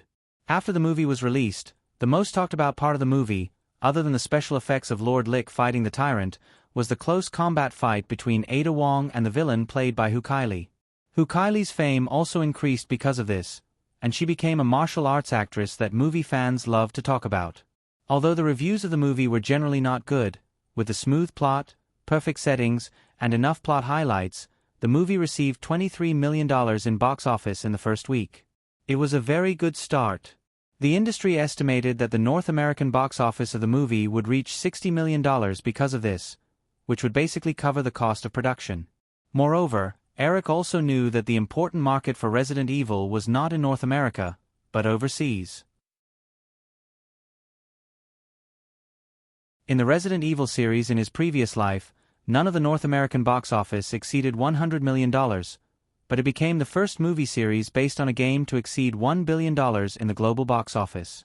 Although there was no lack of media mocking this movie as the worst box office result since Eric entered Hollywood, when the box office of the movie was released, the executives of MGM and DreamWorks Animation called Eric one after another, hoping that he could immediately start the production of the sequel. In the villa of East Hampton Manor, Eric hung up the phone call from MGM CEO, Frank Marcoso, and got up to walk out. It was Saturday, April 15th. Yesterday, the box office for the second week of Resident Evil was released. Compared to the same period in the first week, the box office only dropped 30%. As a result, the total box office of the movie was adjusted to a high of $70 million. Therefore, Frank Marcoso couldn't wait to call Eric again. While reporting the good news to him, they discussed the sequel. Eric naturally had no problem with that. The temperature in New York in April had just warmed up during the day, but it was a nice day with bright sunshine and a moderate temperature. On the lawn in the backyard of the villa, Joanna and Virginia were sitting at a table with the children, drawing Easter eggs. Eric walked out of the villa, went around the swimming pool, and came to the lawn. He picked up Emma, who was running over to show him the little egg in her hand, and came to the table. He looked at Eva Pakula, who had popped up again in the time it took him to make a phone call. He smiled and said, "Why are you here?" Eva picked up a paintbrush and poked Eric with dissatisfaction. "My sister despises me. Do you despise me too?" "How would I dare to despise you?"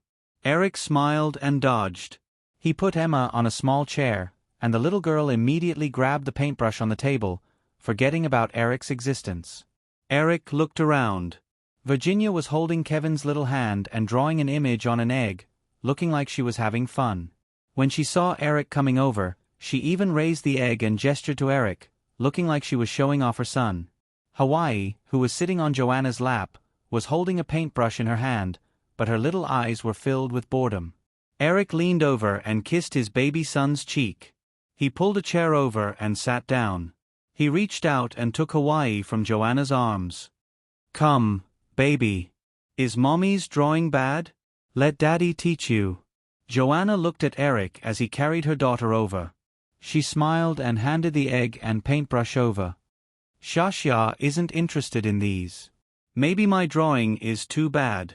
"Hee hee. Okay, then let's draw a face first." Eric held Hawaii's little hand like Virginia. Hawaii struggled in Eric's arms. She felt her father's rough hand holding her little hand, and she relaxed helplessly and sighed. "Sigh, why did I draw such boring things on the boiled egg? So stupid." the little girl complained in her heart. She raised her head and looked at the little boy sitting in Aunt Vicky's arms. She pouted. TSK. TSK. He actually smeared paint on his face. So stupid. Her gaze drifted to her mother's side. Joanna supported her chin with one hand and looked at them with a warm smile on her face. The little girl sighed again in her heart. Sigh.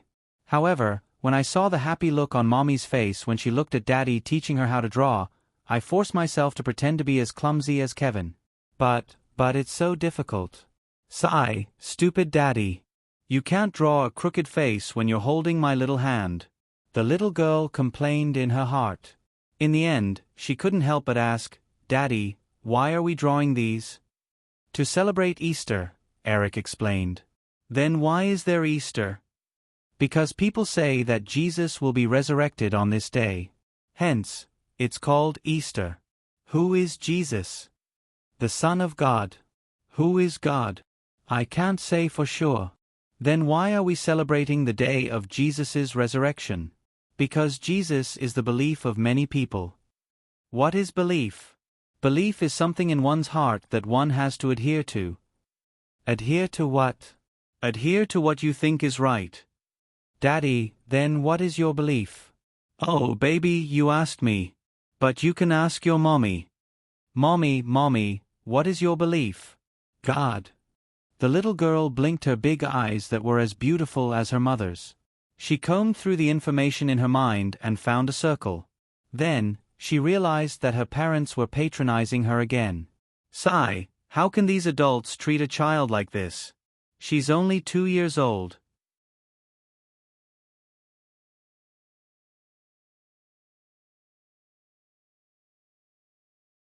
Chapter 7:15. The two cars shuttled through the narrow asphalt roads of East Hampton one after the other until they stopped outside a manor near the sea in the south of East Hampton. Cindy Crawford and Linda Evangelista got out of the two cars respectively and walked to the manor's gate. They pressed the doorbell and waited patiently for a moment before a woman's voice sounded. After they reported their names, the gate automatically opened to the left and right. They returned to the car again and drove into the manor. They bypassed the S-shaped cement corridor and stopped in front of a luxurious European-style villa. A middle-aged maid came over and waited for them to get out of the car. She said politely, Miss Crawford, Miss Evangelista, please come with me. The two women followed the maid with their bags. Cindy Crawford asked the maid, Where's Eric? Mr. Williams is painting Easter eggs with his wife and children, the maid replied and led the two women to the living room of the villa. She asked another younger maid to make coffee for them and walked to the backyard. When Cindy Crawford and Linda Evangelista heard the maid's words, their expressions changed slightly. They looked at each other, but at the same time, they looked away. From the moment Eric informed them to come to New York, the two of them realized that the host position of America's Top Model was very likely to be between the two of them. Although there were 3 fewer competitors, the hidden smell of gunpowder between the two of them was a little stronger. At this time, they only maintained a superficial courtesy. However, the maid's unabashed words had inexplicably pulled the distance between the two women closer. Looking at the maid who was making coffee not far away, Cindy Crawford leaned over and whispered, How much do you think this manor costs? 20 million. Who knows? We can't afford it anyway, Linda Evangelista said casually, but she remembered what she saw when she drove into the manor. The front yard of the manor was 5 or 6 acres in size. She didn't know what was behind it. According to the layout of the villa near the sea, there should be a private beach. It was definitely more than 20 acres, which was equivalent to 8 hectares. Although the two of them were considered to have a high income, they definitely wouldn't be able to afford such a manor even if they gritted their teeth and bought it. What's more, a manor in East Hampton wasn't something that could be bought just because one wanted to. The United States had a unique system of neighborhood autonomy. Not only did the buyer and the seller have to agree on the price, but the buyer also had to get the approval of the other residents in the neighborhood where the property was located. The residents of East Hampton were either rich businessmen, politicians, or celebrities. It was not easy for the two of them to squeeze into this circle.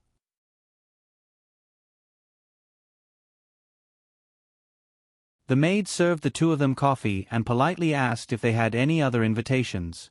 Seeing the two of them shake their heads, the maid left. The living room fell into a brief silence. Cindy Crawford took a sip of coffee and turned her head to look at the glass door that led to the backyard. After some thought, she gave Linda Evangelina a look, stood up, and quietly walked over. Linda Evangelista felt that Cindy Crawford's actions were a bit inappropriate, but after a moment of hesitation, she couldn't hold back her strong curiosity and followed her. The two of them stood side by side behind the glass door and looked into the backyard. The first thing that caught their eyes was a swimming pool, which was a standard feature of many American courtyards. Looking further, they saw a white cement road. On one side was a pocket-sized children's playground, and on the other side was a lawn. On the lawn was a table with all kinds of small things piled up. 6 or 7 figures of different sizes were around the table. The maid who had just greeted them was standing next to them. Eric, in casual sportswear, was leaning over the table and intimately kissing the woman and child opposite him. The fact that Eric already had a child was not a secret to many people, but it was the first time for the two of them to see it. According to their past experience, Cindy Crawford and Linda Evangelina both thought that Eric would definitely keep the illegitimate child a secret, or even refuse to admit the identity of the illegitimate child at all, like many billionaires. However, the scene in front of them completely subverted their understanding. Even though they were far away, they could tell from the intimate interaction between Eric and the child that he was really a competent father. After a moment of absent-mindedness, Cindy Crawford withdrew her gaze and glanced at the luxurious European-style villa beside her. She sighed softly, "It's really frustrating. If we work hard for a lifetime, it's better to have a child." As soon as her voice fell, Cindy Crawford suddenly sobered up. She glanced at Linda Evangelina. When the two pairs of beautiful eyes met, Cindy Crawford noticed that Linda Evangelina's eyes flickered. She immediately realized that Linda Evangelina must have had the same idea as her. This made her feel relieved and not as guilty as she was before. Not daring to peep anymore, the two of them returned to the sofa and sat down together in silence. On the lawn in the backyard, Eric was holding a Hawaiian egg and drawing on it. Hearing the maid's report, Virginia, who was sitting opposite him, immediately rolled her eyes. "You're really busy. You haven't even finished a basket of eggs and you've already gone out several times. I also want to stay at home to accompany you for a while, so I put my work here. But I promise, this is the last time. No one will disturb us on Easter tomorrow." Eric smiled and let go of the Hawaiian egg. Seeing that Virginia was still unhappy, he got up and leaned over with both hands on the table. "Come, baby, let Daddy kiss you." With that said, Eric moved closer to Virginia's face. "You bad guy, taking advantage of me again," Virginia said as she turned her face to let Eric kiss her.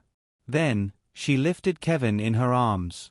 Eric also kissed his son's tender face and retracted his body. Emma, who was beside him, jumped over. "Daddy, Daddy, I want a kiss too." "Okay." Eric also kissed Emma's face and moved closer to Joanna, intending to be impartial. When it was Hawaiian's turn, the little girl quickly blinked her big eyes a few times. It seemed that this was a good opportunity to get rid of the boring task of drawing eggs in front of her. Letting Eric kiss her face, the little girl reached out her small hand and tugged at Eric's sleeve. "Daddy, can I go with you to meet the guests?" Before Eric could answer, Joanna rubbed Hawaiian's little head and smiled. "That won't do, baby. Daddy has something very important to discuss." Hawaiian recalled Emma's coquettish appearance and tugged at Eric's sleeve again. Her voice was soft and her eyes twinkled. "Daddy, I'm just a child. I don't know anything. I won't disturb your discussion." Eric was speechless when he heard Hawaiian's words. Everyone was silent for half a second. Then, Virginia, Joanna, and Eva laughed almost at the same time. Eva was overjoyed and slapped the table twice. She reached out and hugged Hawaiian, rubbing the little girl's face. "Ha ha, little vixen, don't you think you've exposed yourself with that sentence? Ha ha ha. Aya, Auntie Eva, you're so annoying. Don't rub my face. Otherwise, I'll despise you together with Mommy." Hawaiian pulled at her aunt's arm and threatened angrily. However, her tender voice did not sound threatening at all. Wow, that's a vicious threat. Let Auntie Eva rub her face again. Ah, let go. Otherwise, I'll bite you. Okay, stop fooling around. Shasha, come to mommy. Don't disturb Daddy.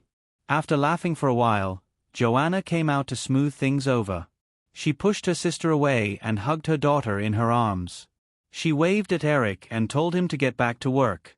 After painting the Easter eggs for a while, Eric's clothes were stained with dye.